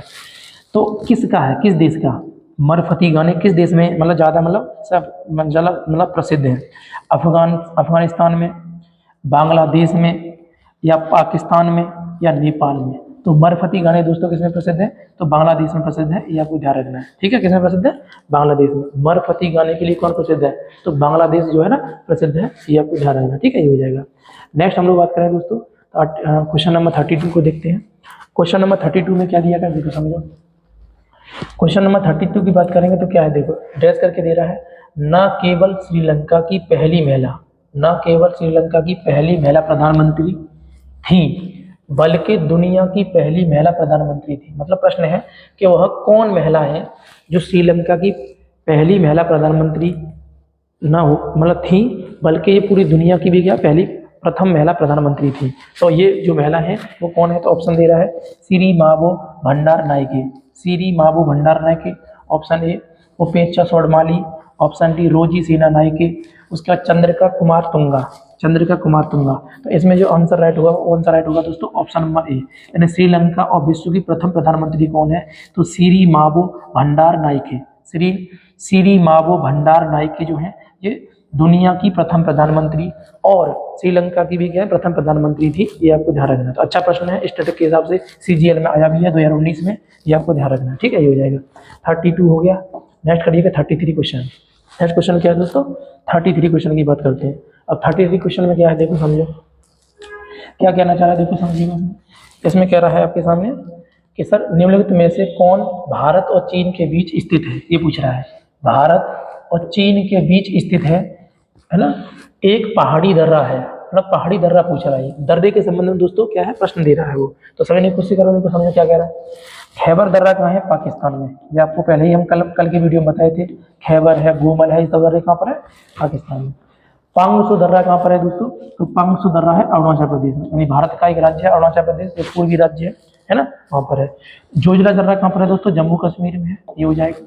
काराकोरम दर्रा जो है ना, काराकोरम दर्रा सियाचिन ग्लेशियर के पास में स्थित है, जो कि कहाँ पर, अक्साई चीन और सियाचिन के बीच में है। इसका मतलब यह है कि भारत और चीन के मध्य में कौन सा दर्रा मतलब है, तो वो हो जाएगा ऑप्शन सी, यानी काराकोरम दर्रा जो है वो क्या है, भारत और मतलब चाइना के मध्य में है, तो वो काराकोरम है। दुनिया मतलब पूछेगा तुमसे भारत का सबसे ऊंचा दर्रा कौन सा है, तो काराकोरम दर्रा है, ध्यान रखना। किस ग्लेशियर के पास में है, तो ये सियाचिन ग्लेशियर के पास में है। दुनिया का सबसे ऊंचा ग्लेशियर कौन सा है, सियाचिन ग्लेशियर है, उसी के पास में क्या है, ये काराकोरम दर्रा है, जो कि चाइना ने क्या किया, भारत का एक मतलब टुकड़ा है, कब्जा लिया है, जिसका नाम अक्साई चीन है, तो वो उसके मध्य में क्या है, ये काराकोरम दर्रा है, वहाँ पर ध्यान रखना है। अब नेक्स्ट प्रश्न हम बात करें दोस्तों, तो नेक्स्ट प्रश्न में क्या है, देखो समझो। नेक्स्ट प्रश्न कह रहा है कि LAC है ना, LAC क्या बोला, वास्तविक नियंत्रण रेखा है ना, वास्तविक नियंत्रण रेखा जो है भारत और किसके मध्य में है, LAC जो लाइन है वो किसके मध्य में है, तो LAC जो लाइन है भारत और किसके मध्य में दोस्तों, चाइना के मध्य में है ना, चाइना के मध्य में है LAC। मतलब भारत का जो एरिया है ना, एक अक्साई चीन, जो कि उन्होंने कब्जा रखा है। तो अक्साई चीन और भारत के मध्य में जो मतलब सीमा रेखा है उसका नाम LAC है। क्या है? LAC। लेकिन अगर मैं आपसे बोलूँ कि POK जो एरिया है वो पाकिस्तान ने कब्जा रखा है, तो पाकिस्तान के POK और भारत के मध्य में कौन सा मतलब सीमा रेखा है, तो उसका नाम है LOC। क्या नाम है? LOC, line of control. और इसका नाम क्या है? Line of actual control. Line of actual control के नाम से हो जाएगा जी। ठीक है, ये वास्तविक नियंत्रण रेखा वैसे बोलेंगे। तो LAC चाइना के मध्य में है और LOC किसके मध्य में? तो पाकिस्तान के मध्य में। किसके मध्य में? पाकिस्तान। तो इस यहाँ पर ये कौन सा राइट माना जाएगा? ऑप्शन नंबर डी इसमें राइट माना जाएगा, ये आपको ध्यान रखना। नेक्स्ट हम क्वेश्चन की बात करें दोस्तों, तो नेक्स्ट देखिएगा, नेक्स्ट क्वेश्चन है 35 क्वेश्चन। देखो सॉल्व करो 35, 36। देखो तो 35 क्वेश्चन में क्या दिया गया, देखो समझिएगा। 35 क्वेश्चन की बात किया है दोस्तों, देखो निम्नलिखित में से किस राज्य के साथ बांग्लादेश जो है अपनी सीमा साझा नहीं करता है? अपनी सीमा साझा नहीं करता, ये प्रश्न पूछ रहा है। निम्नलिखित में से किस देश के साथ बांग्लादेश अपनी सीमा साझा नहीं करता है? देखो ऑप्शन ए नागालैंड के साथ, ऑप्शन बी त्रिपुरा के साथ, ऑप्शन सी असम के साथ, ऑप्शन डी मेघालय के साथ। तो आप सभी को पता होना चाहिए, कल मैंने आपको बताया भी था कि बांग्लादेश भारत के 5 राज्यों से सीमा साझा करता है। और 5 राज्य कौन कौन से हैं? तो पश्चिम बंगाल है, इधर देखेंगे हम तो क्या हो जाएगा, असम हो जाएगा, मेघालय हो जाएगा, त्रिपुरा हो जाएगा, मिजोरम हो जाएगा। क्रमानुसार मैप के अकॉर्डिंग देखिएगा तो आप वहाँ पर समझ सकते हैं। ठीक है, तो देखो मैप में आपको दिखा भी दे रहा हूँ, ये कौन सा मतलब चीज़ है वो देख ले रहे हैं हम लोग। ठीक है, तो आप देखिएगा कौन सा हो जाएगा। देखो मैप में आप एक बार देख लीजिए, मैप दिखा दे रहा हूँ मैं आपको। तो ये हमारा प्यारा भारत है। इस प्यारे भारत में आप देख सकते हो बांग्लादेश की जो सीमा है वो कहाँ लग रही है। देखो बांग्लादेश है, तो आप देखो ये पश्चिम बंगाल हो गया, ये असम हो गया, ये मेघालय हो गया, ये त्रिपुरा हो गया, ये मिजोरम हो गया। अब ऑप्शन उसमें दे रहा है नागालैंड। देखो नागालैंड यहाँ पर है, तो नागालैंड, मणिपुर, अरुणाचल प्रदेश ये सीमा साझा नहीं करते हैं किससे? बांग्लादेश से। किससे नहीं साझा करते? बांग्लादेश से। इसका मतलब देख लीजिए वहाँ प्रश्न क्या दिया गया है, उसके हिसाब से इसका आंसर करिएगा। तो आंसर क्या हो जाएगा इसका, देखिएगा। ठीक है, तो आंसर हो जाएगा, आप देखिएगा यहाँ पर कौन सा आंसर हो जाएगा बताइए। आंसर आपके सामने दिख रहा है कि बांग्लादेश से कौन सा सीमा साझा नहीं करता है, तो नागालैंड साझा नहीं करता है। त्रिपुरा के बारे में देखा जाए तो क्या है, त्रिपुरा बांग्लादेश से 3 ओर से घिरा राज्य है, यानी भारत का एकमात्र राज्य। क्या प्रश्न पूछता है, भारत का वह कौन सा राज्य है जो बांग्लादेश से 3 ओर से घिरा हुआ है? तो 3 ओर से घिरा हुआ है, कौन सा हो जाएगा? त्रिपुरा हो जाएगा। मेघालय साझा करता है सीमा, असम भी सीमा साझा करता है। इसका मतलब इसका जो आंसर है वो पूछ रहा है नहीं, तो नहीं के हिसाब से कौन सा हो जाएगा? नागालैंड। नागालैंड बांग्लादेश से सीमा साझा नहीं करता है, ये आपको ध्यान रखना है। राइट, अब नेक्स्ट बात करते हैं 36 क्वेश्चन की। पुर्तगालियों ने श्रीलंका की खोज किस वर्ष की थी? ये पूछ रहा है। पुर्तगालियों ने श्रीलंका की खोज किस वर्ष की थी? आपको दिख रहा है श्रीलंका से कितने क्वेश्चन आ चुके हैं अभी इसी में ही, यानी 5वां क्वेश्चन चल रहा है, देख लो ये है ना। तो इसका मतलब है इंपॉर्टेंट है श्रीलंका हमारे लिए। तो पुर्तगालियों ने श्रीलंका की खोज कब किया था? यानी 1545 में, 1678 में, या 1505 में, या 1670 में। तो दोस्तों इसका आंसर क्या हो जाएगा? तो इसका आंसर हो जाएगा ऑप्शन नंबर सी, 1505 में क्या हुआ था? श्रीलंका की खोज किया था पुर्तगालियों के द्वारा, ये आपको ध्यान रखना है। ठीक है, तो 36 का आंसर क्या हो जाएगा? ऑप्शन सी हो जाएगा। अब नेक्स्ट हम आगे बढ़ते हैं 37 क्वेश्चन को देखिएगा। तो 37 क्वेश्चन में यदि आप देखोगे तो समझिएगा यहाँ पर 37 देखो। तो अब इसमें हम समझते हैं देखो क्या क्या है दिया गया प्रश्न में, तो समझे उसको। देखो क्या है, निम्नलिखित में से कौन सा भूटान का सबसे ऊंचा पर्वत है? ये पूछ रहा है, भूटान का सबसे ऊंचा पर्वत। कल मैंने आपको ये बताया हुआ डिटेल वीडियो में, जहाँ भूटान पढ़ा रहे हैं वहाँ पर मैंने पूरी चर्चा की है इसके बारे में। तो कृपया करके जितने भूटान में पर्वत है सबके बारे में मैंने आपको बताया था, तो आप वहाँ जाके देखो, फिर यहाँ पर आंसर करो। तो बताइए कौन सा हो जाएगा? ऑप्शन ए है गंगखरम्यूनसम, गंगखरम्यूनसम, या कुलाकांगरी, ठीक है, या जोमो लहारी, या गिप्पो मोची। क्या हो जाएगा? गिप्पो मोची। तो अब वो पूछ क्या रहा है, निम्नलिखित में से कौन सा भूटान का सबसे ऊंचा, तो सबसे ऊंचा पूछ रहा है। तो सबसे ऊंचा कौन सा?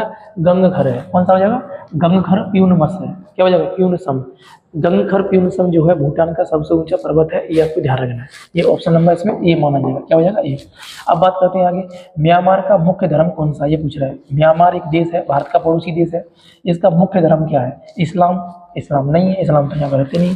जैन धर्म भी नहीं है, ध्यान रखना। ईसाई लोग भी नहीं, इसमें कम रहते हैं। लेकिन इसका बौद्ध धर्म जो है इसका मुख्य धर्म है। तो पूछेगा आपसे कि जो म्यांमार है इसका मुख्य धर्म क्या है, तो वो क्या हो जाएगा आपको ध्यान रखना है, तो वो हो जाएगा बौद्ध धर्म, यानी बौद्ध धर्म को मानने वाले लोग यहाँ पर ज़्यादा हैं, ये आपको ध्यान रखना है। ठीक है, अब नेक्स्ट हम लोग बात करते हैं अफगानिस्तान। तो अफगानिस्तान के साथ भारतीय सीमा की लंबाई कितनी है, ये पूछ रहा है। अफगानिस्तान के साथ भारतीय सीमा की लंबाई कितनी है, ये आपसे पूछ रहा है। तो option A 106 kilometre, option B 601 kilometre, option C 575 kilometre, option D 755 kilometre. तो बता दीजिएगा। देखो 2020 में पूछा गया है सीपीयू में, है ना, सीपीओ में एसएससी के अंतर्गत। ठीक है, ध्यान रखना। तो हम क्या करें, अफगानिस्तान सबसे कम सीमा लगाता है, ये क्या है 106 किलोमीटर हो जाएगी, है ना। भारत की सबसे लंबी सीमा किस देश के साथ लगती है, तो बांग्लादेश के साथ लगती है। कितना लगती है, तो 4096.7 किलोमीटर जो लगती है वो किसके साथ लगती है, तो बांग्लादेश के साथ लगती है। और सबसे कम किसके साथ लगती है, तो वो लगती है अफगानिस्तान के साथ में। पीओके वाला एरिया है उसके अकॉर्डिंग हम देखेंगे, तो अप्रत्यक्ष रूप से क्या है, ये लगती है यहाँ पर। तो 39 क्वेश्चन के अंतर्गत हो जाएगा ये। ठीक है, नेक्स्ट हम लोग दोस्तों बढ़ते हैं आगे। आगे देखिएगा क्वेश्चन नंबर नेक्स्ट है वो। ठीक है, समझिएगा नेक्स्ट क्वेश्चन को। तो नेक्स्ट क्वेश्चन में यदि हम देखें तो क्या है, विश्व का सबसे ऊंचा, है ना, ये पूछ रहा है विश्व का सबसे ऊंचा पोलो मैदान। पोलो मैदान डैश करके दिया है, पाकिस्तान में स्थित है। मतलब विश्व का सबसे ऊंचा पोलो मैदान कहाँ पर है, पाकिस्तान में स्थित है। अब उस मैदान का नाम क्या है, ये प्रश्न पूछ रहा है आपसे। तो उस मैदान का नाम क्या हम समझते हैं, सांदूर नाम है, ओकारा नाम है, या कसूर नाम है, या अटक नाम है। तो ध्यान रखना ऑप्शन इसमें ए हो जाएगा। विश्व का सबसे ऊंचा पोलो में जो मैदान है उसका नाम सांदूर मैदान है। ये सांदूर मैदान किस देश के अंतर्गत आता है, तो पाकिस्तान के अंतर्गत आता है। ये भी आपको ध्यान रखना है। ओके, अब नेक्स्ट देखो 41 प्रश्न को देखते हैं। 41 प्रश्न में क्या है, किस वर्ष श्रीलंका में लोकतांत्रिक the socialist Republic of Sri Lanka, है ना, का निर्माण करते हुए एक नया संविधान, है ना, अपनाया गया है। इससे पहले मैं आपको बता चुका हूँ, ये प्रश्न का आंसर बताइए क्या है, 1978 option A, option B 1965, option C 1982, option D 1980। बताओ कौन सा हो जाएगा। अभी जस्ट बताया हुआ है, पाकिस्तान का 1973 में बना है ना, और श्रीलंका का 1978 में बना है, नेपाल का 2015 में। तो आप देख लीजिएगा 1978 क्या है, ऑप्शन ए हो जाएगा। क्या हो जाएगा, ऑप्शन ए। तो यानी कि नया संविधान जो श्रीलंका ने अपनाया है वो कब बनाया है, 1978 में। ये आपको ध्यान रखना है। इस प्रश्न का आंसर क्या हो जाएगा, 1978। आगे बढ़ते हैं दोस्तों, आगे देखिएगा, आगे प्रश्न देखिएगा। ये प्रश्न हमारे सामने है, ठीक है, इसको समझिएगा। क्वेश्चन नंबर 42 को देखो क्या है 42 में। तो क्वेश्चन नंबर 42 में दिया गया, देखिएगा, नेपाल देश, है ना, नेपाल देश को प्रांतों में बांटा गया, मतलब कितने प्रांतों में बांटा गया नेपाल को, ये पूछना चाह रहा है वो। यानी 5 प्रांत है नेपाल में, 7 प्रांत है नेपाल में, या 4 प्रांत है नेपाल में, या 6 प्रांत है। इसमें ऑप्शन नंबर बी हो जाएगा। यानी नेपाल में 7 प्रांत है। कितने प्रांत है, 7। जिस प्रकार से भारत में 28 राज्य हैं, उसी प्रकार से नेपाल में कितने राज्य हैं, 7 राज्य हैं। यानी प्रांत कितने हैं, 7 हैं। ये आपको ध्यान रखना है, ठीक है, ये हो जाएगा। क्वेश्चन नंबर नेक्स्ट करिएगा 43 क्वेश्चन, ठीक है। देखिए क्या है इसमें, निम्नलिखित में से किस देश में, है ना, निम्नलिखित में से किस देश में दुनिया का सबसे बड़ी संसद, ये पूछ रहा है। दुनिया की सबसे बड़ी संसद का जो है वो किस देश में है, ये पूछ रहा है। यानी उत्तराखंड, मतलब क्या यूके में है। यूके मतलब हो जाएगा यूनाइटेड किंगडम, ठीक है, ब्रिटेन में है, भारत में है, या चाइना में है, या जापान में है। बताइए कहाँ पर है, ठीक है, बता दीजिएगा। तो इसका आंसर दोस्तों कहाँ हो जाएगा, चाइना। दुनिया की सबसे बड़ी संसद कहाँ पर है, चाइना में है। चाइना की संसद का नाम बताओ क्या है। चाइना की संसद का नाम नेशनल पीपल्स कांग्रेस है। क्या है, नेशनल पीपल्स कांग्रेस। किस देश की संसद है, तो चाइना की है। कल मैंने वीडियो में आपको पूरा बताया हुआ डिटेल में, वहाँ जाके देखो चाइना का क्या दिया गया है, उसमें पूरा जितना क्वेश्चन बनता है सब कुछ बता दिया है। तो देखिएगा वहाँ पर कम से कम 20 क्वेश्चन की चर्चा की है चाइना के संबंध में, ठीक है, स्टेट के बारे में। यूके की संसद का नाम संसद ही है। पूछेगा संसद जो है यानी पार्लियामेंट की जननी किसे कहते हैं, तो ब्रिटेन को कहते हैं। पार्लियामेंट की जननी किसे कहेंगे, ब्रिटेन को कहते हैं। हमारी संसद का नाम पार्लियामेंट है। जापान की संसद का नाम बताओ, डाइट है। क्या है, डाइट। तो जापान की संसद का नाम क्या हो जाएगा दोस्तों, डाइट हो जाएगा, डाइट। तो डाइट किस देश की संसद है, तो जापान की संसद का नाम है डाइट, ठीक है, ये आपको ध्यान रखना। बताइए राष्ट्रीय पंचायत किस देश की संसद है, ये आपको आंसर करना है कमेंट बॉक्स में। राष्ट्रीय पंचायत किस देश की संसद है, ये बताना है आपको, कमेंट बॉक्स में बताइएगा, ठीक है, ये हो जाएगा। नेक्स्ट हम लोग बात करते हैं, नेक्स्ट देखिएगा क्वेश्चन नंबर, ये आज का हमारा इस मतलब PYQ में ये लास्ट क्वेश्चन हो जाएगा, ठीक है। तो आप समझ लीजिएगा, देखो समझो क्या है इसमें, ठीक है। उसके बाद एक कोटेशन है, कोटेशन पढ़ेंगे, फिर आगे जो भी अभ्यास प्रश्न है उनको लगाएंगे, ठीक है। देखिएगा, देखो क्या है, तो पूछ रहा है सर, निम्नलिखित में से कौन पाकिस्तान के पहले राष्ट्रपति है। वेरी वेरी इंपॉर्टेंट क्वेश्चन है, याद रखना। पहले राष्ट्रपति, पहले प्रधानमंत्री की बात नहीं कर रहा है। तो पाकिस्तान के प्रथम प्रधानमंत्री कौन थे, लियाकत अली, पता होना चाहिए आपको। भारत के प्रथम वित्त मंत्री कौन थे, लियाकत अली। तो लियाकत जो अली हैं वो क्या है, पाकिस्तान के प्रथम प्रधानमंत्री, लेकिन इस प्रश्न में ये पूछा, उन्होंने क्या पूछा, राष्ट्रपति के संबंध में पूछा है। तो पाकिस्तान का प्रथम राष्ट्रपति कौन है? ऑप्शन ए दे रहा है जुल्फिकार अली भुट्टो, याहा खान, इसके अलावा ए इस्कंदर मिर्जा अयूब खान। तो इसमें कौन सा राइट माना जाएगा दोस्तों? Option C. तो ऑप्शन सी क्या है? इस्कंदर जो मिर्जा है वो क्या थे? पाकिस्तान के प्रथम राष्ट्रपति थे, है ना, इस्कंदर। जबकि पाकिस्तान के प्रथम प्रधानमंत्री कौन है? लियाकत अली थे। कौन थे? लियाकत अली, जो भारत के प्रथम वित्त मंत्री थे। ध्यान रखना, जब वो आज़ाद हो गया भारत मतलब और पाकिस्तान एक अलग देश बन गया, तो उस समय लियाकत अली कहाँ चले गए थे? पाकिस्तान में, और पाकिस्तान में क्या हुए थे? प्रथम प्रधानमंत्री बन गए थे। ठीक है, ये हो जाएगा। लेकिन अब इसमें राष्ट्रपति कौन रहे हैं? तो इस्कंदर। कौन रहे हैं? इस्कंदर मिर्जा रहे हैं। ये आपको ध्यान रखना, ठीक है।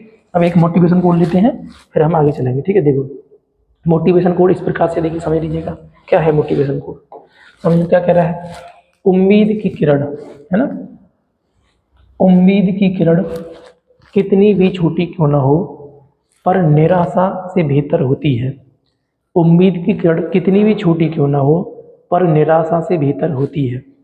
कहने का तात्पर्य यह है, हम भले ही कितने भी लो फील कर रहे हों, कितने भी नेगेटिव हों, हमारे नंबर भले ही इसमें कम आ रहे हैं सेट में, हमें निश्चिंत होकर के क्या करना है? धैर्य बना करके तैयारी करनी है। देखना है, पहली बार कम आए हैं, आप जा करके देखो पहली वीडियो को, वहाँ पर पूरा कंटेंट दिख के आइए, फिर इस वीडियो को देखिएगा, तब अपने आप को क्या और बेहतर महसूस करोगे। आप हो सकता है कि आप हमने अभी 44 क्वेश्चन लगाए, उन 44 क्वेश्चनों में आप 40 क्वेश्चन आंसर कर पाओ। ठीक है, तो आप एक बार देख लीजिए, अच्छी तरीके से करते रहिएगा। तो एक उम्मीद रखिए अपने जीवन में और लगातार क्या करिएगा? मेहनत करते रहिएगा। एक दिन ऐसा आएगा कि आपकी जो मेहनत है वो आपकी क्या हो जाएगी? सबसे बड़ी मजबूरी बन जाएगी। जो तकलीफ आपको अभी लग रही है, वो तकलीफ जो है ना, कब पता नहीं हमें पीछे छोड़ देगी। ठीक है, इसलिए बेटर है कि हमको क्या करना है? लगातार वर्क करना है अपना, करते रहिएगा। ठीक है, अब इसके बाद हम लोग बात करते हैं, जो हमने शुरुआत में स्लाइड दिखाई थी उस स्लाइड के बारे में बात करते हैं। ठीक है, तो शुरुआत में स्लाइड है, उसको देखिएगा। अभ्यास प्रश्नों की हम लोग बात कर रहे थे ना, उनकी, तो उन्हें लगा लीजिएगा। ये PY क्यों लगवाया अभी तक? अब जो प्रश्न है वो अलग प्रश्न है, जो केवल अभ्यास प्रश्न के हिसाब से आप देख लीजिए, रैंडमली है, लेकिन ये प्रश्न भी आज के पेपरों में देखे जाते हैं, ऐसी बात नहीं है, तो इनको भी आपको देख लेना है। ठीक है, देखिएगा, देखो यहाँ से प्रश्न स्टार्ट करते हैं। ठीक है, तो समझ लीजिएगा, यहाँ से प्रश्न देखो। देखो अब मैं ऐसे ही रैंडमली पढ़ते हुए जा रहा हूँ, आपको लगाते चले जाना है। ठीक है, आंसर करते चलिए। बताओ, सभ्यता का पालना किसे कहते हैं? ये प्रश्न है। सभ्यता का पालना किस महादेश को या किस महाद्वीप को कहते हैं? तो एशिया को सभ्यता का पालना कहते हैं, अफ्रीका को मानव सभ्यता का पालना कहते हैं, उत्तरी अमेरिका दक्षिण अमेरिका को कुछ मतलब नहीं। ठीक है, ध्यान रखना, मतलब क्या हो जाएगा? अफ्रीका को मानव सभ्यता का पालना, जबकि सभ्यता का पालना किसे कहते हैं? एशिया को। किसे कहते हैं? एशिया को। तो इसमें राइट कौन सा हो जाएगा? ऑप्शन नंबर ए हो जाएगा, ये आपको ध्यान रखना। नेक्स्ट क्वेश्चन कह रहा है सर कि एशिया को यूरोप से कौन सा पर्वत अलग करता है? एशिया को यूरोप से कौन सा पर्वत अलग करता है? तो पता होना चाहिए, हिमालय देखो नहीं करेगा, जो हिमालय तो एशिया में ही है। अराकान योमा भारत और म्यांमार के मध्य में है, मतलब ये तो नहीं करेगा। और हिंदुकुश पर्वत पाकिस्तान में, ये नहीं करेगा। तो मतलब बचा कौन सा? यूराल। तो यूराल पर्वत जो है क्या हो जाएगा? एशिया को यूरोप से अलग करता है, ध्यान रखना है ना। यूराल पर्वत, कैस्पियन सागर, काला सागर, भूमध्य सागर, इनके द्वारा क्या होता है? यूरोप जो होता है वो एशिया से अलग होता है, ध्यान रखना है। नेक्स्ट बात करते हैं डियो गार्सिया। डियो गार्सिया एक द्वीप है जो कहाँ स्थित है? प्रश्न पूछ रहा है। डियो गार्सिया कहाँ? तो हिंद महासागर में। ऑप्शन नंबर ए क्या हो जाएगा? हिंद महासागर। अरब सागर में है, प्रशांत महासागर में है, बंगाली खाड़ी में है। ना तो प्रशांत महासागर में है, ना बंगाली खाड़ी में है, ना ही अरब सागर में। कहाँ पर है? हिंद महासागर में है, ये आपको ध्यान रखना। हालांकि हिंद महासागर का हिस्सा अरब सागर है, हिंद महासागर का हिस्सा बंगाली खाड़ी है, तो इन दोनों में नहीं है, नीचे की तरफ ध्यान रखना है। श्रीलंका से जब नीचे की ओर जाते हैं तो यहाँ पर है। इस पर किसका अधिकार है? डियो गार्सिया पर, तो ब्रिटेन का अधिकार है, ध्यान रखना है। ठीक है, ये हो जाएगा। अब नेक्स्ट हम लोग बात करते हैं, पूछ रहा है सर सार्क की स्थापना कब हुआ है? सार्क की स्थापना 1985 में हुआ है। सार्क का फुल फॉर्म क्या बताऊं? सार्क की स्थापना 1985 में हुआ है। सार्क का फुल फॉर्म क्या बताऊं? South Asian association regional corporation. South Asian association regional corporation, दक्षिण एशियाई देशों का क्षेत्रीय संगठन, इसे दक्षेस कहते हैं। क्या कहते हैं? दक्षेस। इसकी स्थापना कब हुआ है? तो 1985 में हुआ है। इसके हेडक्वार्टर कहाँ पर है? काठमांडू में है। इसमें कितने सदस्य देश हैं? 8 सदस्य देश हैं। कौन कौन से 8 सदस्य देश हैं? तो आपको 8 को याद कर लेना कौन सा है। तो क्या हो जाएगा? यानी कि श्रीलंका है, भारत है, पाकिस्तान है, अफगानिस्तान है, नेपाल है, भूटान है, बांग्लादेश है। यानी कि ये 8 देश क्या हो जाएंगे? इसके अंतर्गत आ जाते हैं। ठीक है, तो मालदीव भी इसमें है, तो मालदीव भी इसमें सार्क में है। ठीक है, हो जाएगा, तो हम कर लेंगे। नेक्स्ट क्वेश्चन की हम लोग बात करते हैं।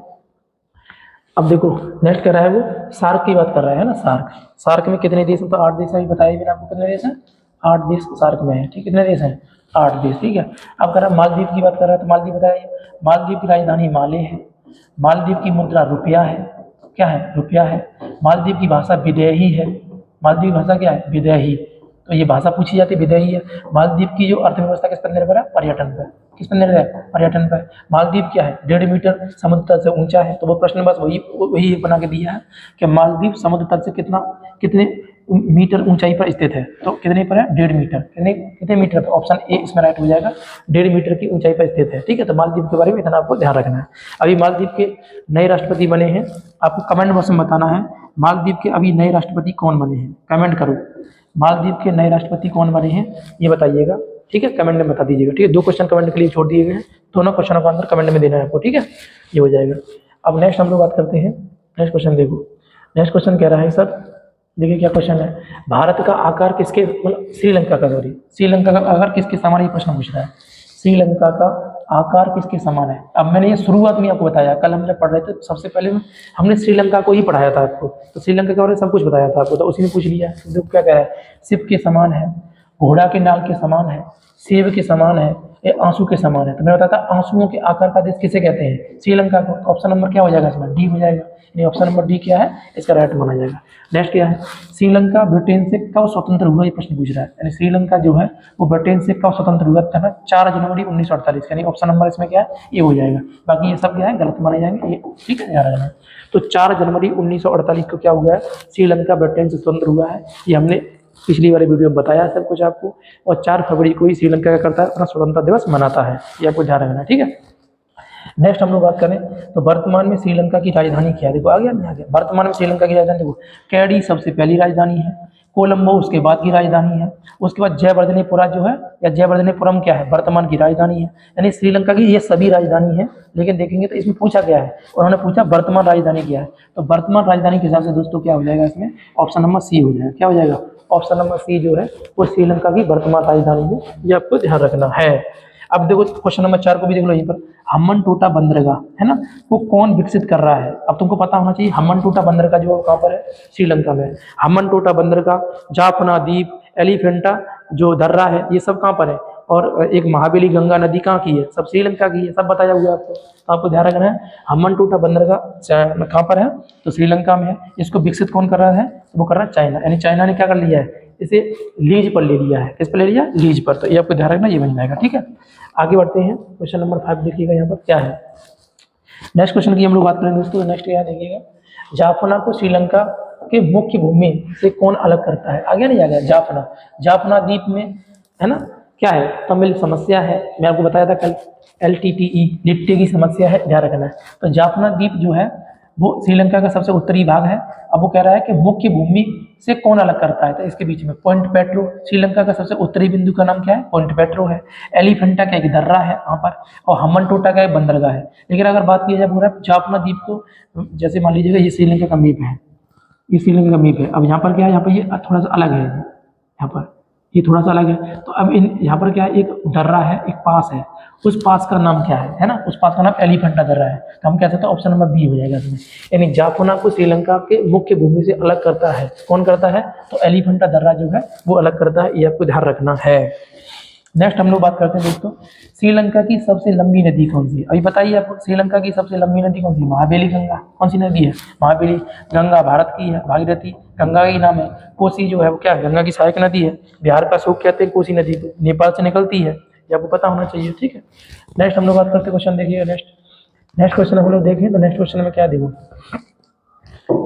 देखिएगा क्या क्वेश्चन है। नेपाल भारत के कितने राज्यों से सीमा लगाता है? ये प्रश्न आ रहा है। कल आपको बताया पूरा नेपाल भारत के 5 राज्यों से सीमा लगाता है। वो 5 राज्य कौन कौन से थे? मैप में आप देखिएगा, सब कंटेंट में बताया हुआ है आपको। तो उत्तराखंड है, उत्तर प्रदेश है, बिहार है, पश्चिम बंगाल है, उसके बाद में सिक्किम है। तो 5 राज्यों से सीमा लगाता है नेपाल। ठीक है, तो इसमें कौन सा आंसर हो जाएगा? ऑप्शन नंबर ए जो है वो हो जाएगा। ठीक है, नेपाल की राजधानी काठमांडू किस हिमालय पर स्थित है? पूछ रहा है। नेपाल की राजधानी काठमांडू किस हिमालय पर? बृहद हिमालय पर है, मध्य हिमालय पर है, शिवालिक हिमालय पर है, या ट्रांस हिमालय पर है? आपको पता होना चाहिए हिमालय के कई सारे प्रकार होते हैं, उसमें क्या बी ऑप्शन जो है इसमें राइट माना जाएगा। यानी नेपाल की राजधानी काठमांडू जो है वो मध्य हिमालय पर स्थित है। काठमांडू में किसका हेडक्वार्टर है? तो ध्यान, सार्क का हेडक्वार्टर कहाँ पर है? काठमांडू में। ये हमको बता दिया आपको। ठीक है, ये हो जाएगा। अब नेक्स्ट हम लोग बात करते हैं। तो नेक्स्ट देखिएगा, अब प्रश्न पूछ रहा है भूटान के संबंध में। पूछेगा तड़क झंझावात, लैंड ऑफ थंडरबोल्ट किसे कहते हैं? ये प्रश्न पूछ रहा है। तटीय झंझावात मतलब अंग्रेजी में कहते हैं इसे लैंड ऑफ थंडरबोल्ट। किसे कहा जाता है, किस देश को? भारत को कहते हैं, अफ्रीका को कहते हैं, भूटान को कहते हैं या नेपाल को कहते हैं। तो इसमें राइट कौन सा हो जाएगा दोस्तों? भूटान हो जाएगा। क्या हो जाएगा? भूटान। वो ऑप्शन नंबर सी जो है वो क्या हो जाएगा? लैंड ऑफ थंडरबोल्ट के नाम से जाना जाता है या तटीय झंझावात के नाम से जाना जाता है। कौन जाना जाता है? तो वो हो जाएगा आपका, ध्यान रखना है, भूटान। क्या हो जाएगा? भूटान। भूटान। तो भूटान के संबंध में दूसरा प्रश्न फिर आ गया, ताला चूखा दोगाछू। ताला चूखा दोगाछू जो परियोजनाएं हैं वो किसके सहयोग से, है ना, बनाई जा रही है? तो आपको बताएगा तो भारत के सहयोग से। किसके सहयोग से? भारत। यानी भारत जो है वो क्या कर रहा है, इन योजनाओं में भूटान का सहयोग कर रहा है, बना रहा है और चल रही है ये योजना। हालांकि ताला उद्योग के लिए कौन प्रसिद्ध है? अलीगढ़। ताला उद्योग के लिए कौन प्रसिद्ध है? अलीगढ़ प्रसिद्ध है। देखिए ताला परियोजना कहाँ चल रही है? भूटान में चल रही है। ताला परियोजना कहाँ चल रही है? भूटान के अंतर्गत चल रही है। ये आपको ध्यान रखना है, राइट। ये हो जाएगा। नेक्स्ट हम लोग बात करते हैं, नेक्स्ट क्वेश्चन लगा, देखो क्या कह रहा है वो। 1971 है ना, ये बांग्लादेश का क्वेश्चन है। 1971 से पहले बांग्लादेश का नाम क्या था? 1971 से पहले तो वो पता होना चाहिए। 1947 में जब भारत और पाकिस्तान का बंटवारा हुआ तो पाकिस्तान दो जगह हो गया था, एक तो इस तरफ था भारत के, एक इस तरफ था। तो ये तो क्या था? पूर्वी पाकिस्तान था, और ये क्या था? पश्चिमी पाकिस्तान था। क्या था? पश्चिमी पाकिस्तान। अब ये दो नाम थे, लेकिन क्योंकि जब विवाद हो गया तो 1971 में क्या हुआ ये? तो 1971 में ये बन गया बांग्लादेश। तो वो कह रहा है 1971 से पहले क्या था ये? तो 1971 से पहले क्या था? पूर्वी पाकिस्तान था। क्या हो जाएगा? पूर्वी पाकिस्तान। पश्चिमी पाकिस्तान, वर्तमान का जो पाकिस्तान पश्चिमी पाकिस्तान था, तो अब वर्तमान नाम पूर्वी पाकिस्तान क्या हो गया? बांग्लादेश हो गया। और पाकिस्तान तो दे ही रहा है आपको, वैसी के बहुत ऑप्शन दे दिए सब है, ठीक है। तो ये हो जाएगा। नेक्स्ट दोस्तों हम बात करते हैं क्वेश्चन नंबर 2, देखिएगा इसमें बांग्लादेश के संबंध में क्वेश्चन है। ये भी क्या है? पाकिस्तान ने बांग्लादेश को देश की मान्यता कब दी है? यानी कि जब ये पाकिस्तान जो था, पूर्वी पाकिस्तान जब बांग्लादेश में परिवर्तित हो गया तो जो पश्चिमी पाकिस्तान था वो इसे देश की मान्यता नहीं दे रहा था, लेकिन इसने मान्यता कब दे दी थी? तो वो दे दी थी दोस्तों 1972 में, है ना। यानी 1971 में ये अलग बना है ना, बांग्लादेश बन गया है। लेकिन 1972 में क्या कर दिया इसने? एक देश इसको मतलब स्वीकार कर लिया था कि अब ये हमसे बाहर निकल गया है, ये देश बन गया है, ठीक है। उसका रीजन क्या था? ये लोग जो थे पूर्वी पाकिस्तान वालों को पाकिस्तान का मूल निवासी नहीं मानते थे, और जो शेख मुजीबुर रहमान थे उस समय चुनाव जीत गए थे। तो चुनाव जीत गए थे तो वो कायदे से प्रधानमंत्री बनने वाले थे, लेकिन इन्होंने प्रधानमंत्री नहीं बनाया था। उसके बाद में क्या हुआ? भारी बवाल हो गया। उस बवाल में क्या हुआ? शेख मुजीबुर रहमान ने उस समय हमारे यहाँ की प्रधानमंत्री थी इंदिरा गांधी, उनसे सहयोग लिया और एक अलग देश बना दिया। क्या कौन सा देश बना दिया? वो देश हो गया बांग्लादेश। कौन सा हो गया? बांग्लादेश। तो समझ में आ रहा है बांग्लादेश क्या है? बांग्लादेश भारत का नाती है। क्या है? नाती।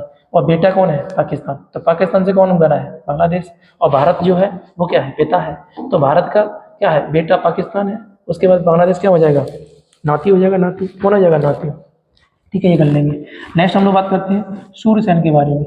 सूर्यसेन एक मतलब क्रांतिकारी व्यक्ति थे, यानी चटगांव जो शस्त्रागार है उसको लूटा था। ये भी हमने कल बताया था। कल लूटा था? 18 अप्रैल 1930 को, है ना। 18 अप्रैल 1930 को क्या किया था? सूर्यसेन ने जो चटगांव शस्त्रागार था उसे लूटा था। चटगांव बंदरगाह कहाँ पर है? बांग्लादेश में ही है। चटगांव जो बंदरगाह उसको कौन विकसित कर रहा है? चाइना कर रहा है। जिस प्रकार से हम्बनटोटा बंदरगाह जो है वो कहाँ पर है? श्रीलंका में है। उसको विकसित कौन कर रहा है? चाइना कर रहा है। तो चाइना जो हमारे चारों तरफ क्या है? हमको घेरने की कोशिश कर रहा है। ये आपको ध्यान रखना, ये हो जाएगा। तो सूर्यसेन का एक क्रांतिकारी है। इन्होंने क्या किया है? इन्होंने 18 अप्रैल 1930 को क्या किया था? चटगांव शस्त्रागार को लूट लिया था। ये आपको ध्यान रखना, और इसीलिए क्या किया गया था? अंग्रेजों द्वारा इन्हें 1933 में फांसी दे दिया गया था, ठीक है। ये आपको ध्यान रखना है। नेक्स्ट हम लोग बात करें दोस्तों, तो नेक्स्ट क्या है देखिएगा। नेक्स्ट प्रश्न की यदि बात किया जाए तो चटगांव बंदरगाह कौन, आ गया ये प्रश्न, यही रिपीट कर दे रहा। देखो क्या दे दिया?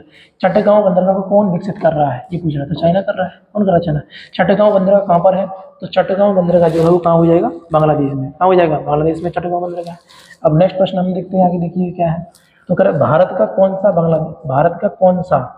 बांग्लादेश मतलब कौन सा राज्य, यहाँ क्या लगा देखिए राज्य, कौन सा राज्य बांग्लादेश से 3 ओर से घिरा है? तो हमने आपको जस्ट इससे पहले ही बताया हुआ है।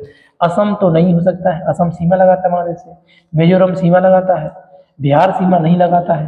त्रिपुरा भी सीमा लगाता है, लेकिन त्रिपुरा क्या बांग्लादेश से 3 ओर से घिरा हुआ है। अगर तुम देखो तो ये बांग्लादेश इस प्रकार से बन जाता है कुछ। तो देखो ये क्या है? ये हमारा त्रिपुरा लग जाएगा ये, और ये क्या हो जाएगा? मिजोरम। तो यहाँ इधर भी बांग्लादेश है, इधर भी बांग्लादेश, इधर भी बांग्लादेश है, और ये पूरा का पूरा बांग्लादेश की सीमा लग जाती है। तो इस हिसाब से हम लगा सकते हैं कि जो त्रिपुरा है वो बांग्लादेश से 3 ओर से घिरा हुआ है राज्य है, ध्यान रखना है। नेक्स्ट प्रश्न कह रहा है दोस्तों, तो नेक्स्ट देखिए क्या प्रश्न है। नहरों का देश किसे कहते हैं? मैंने आपको बताया था नहरों का देश नदियों का देश, ये सब बताए थे आपको। तो नहरों का देश पाकिस्तान को कहते हैं, नदियों का देश कैसे कहते हैं, फिनलैंड को कहते हैं, ये सब बताया था आपको, ठीक है। तो नहरों का देश कहते हैं पाकिस्तान, तो पाकिस्तान इसमें क्या हो जाएगा, राइट हो जाएगा। नहरों का देश कैसे कहते हैं, पाकिस्तान को, ठीक है, ध्यान रखना।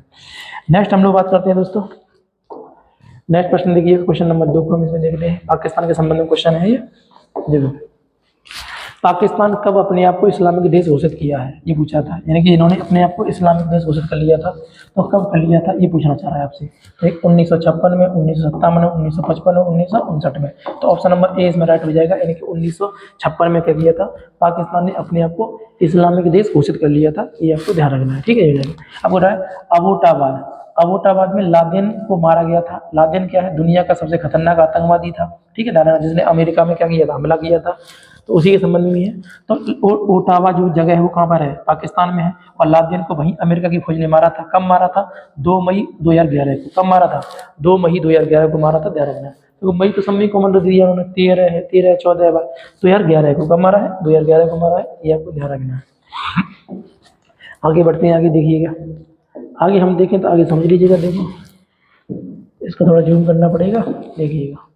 अब नेक्स्ट प्रश्न हमारे सामने ये है, ठीक है, इसको समझो क्या है इस प्रश्न में। तक्षशिला विश्वविद्यालय कहाँ है, ये पूछ रहा है। तक्षशिला विश्वविद्यालय कल हमने बताया था, नालंदा विश्वविद्यालय बिहार में था, तक्षशिला पाकिस्तान वर्तमान में आ जाएगा, है ना, ये आपको ध्यान रखना है। तो कहाँ पर है, पाकिस्तान में, कहाँ हो जाएगा, पाकिस्तान में तक्षशिला विश्वविद्यालय। किसने बनवाया था, राजा तक्ष ने बनवाया था, ये आपको ध्यान रखना है। अफगानिस्तान में है नहीं, भारत में नालंदा विश्वविद्यालय है, ठीक है, ये यहाँ पर क्या है, ये हो जाएगा। अब मैं पूछ रहा है, पाकिस्तान में गैर कानूनी रूप से, है ना, पाकिस्तान में गैर कानूनी रूप से कार्यरत हथियारों का जो बाजार है वो कहाँ पर है।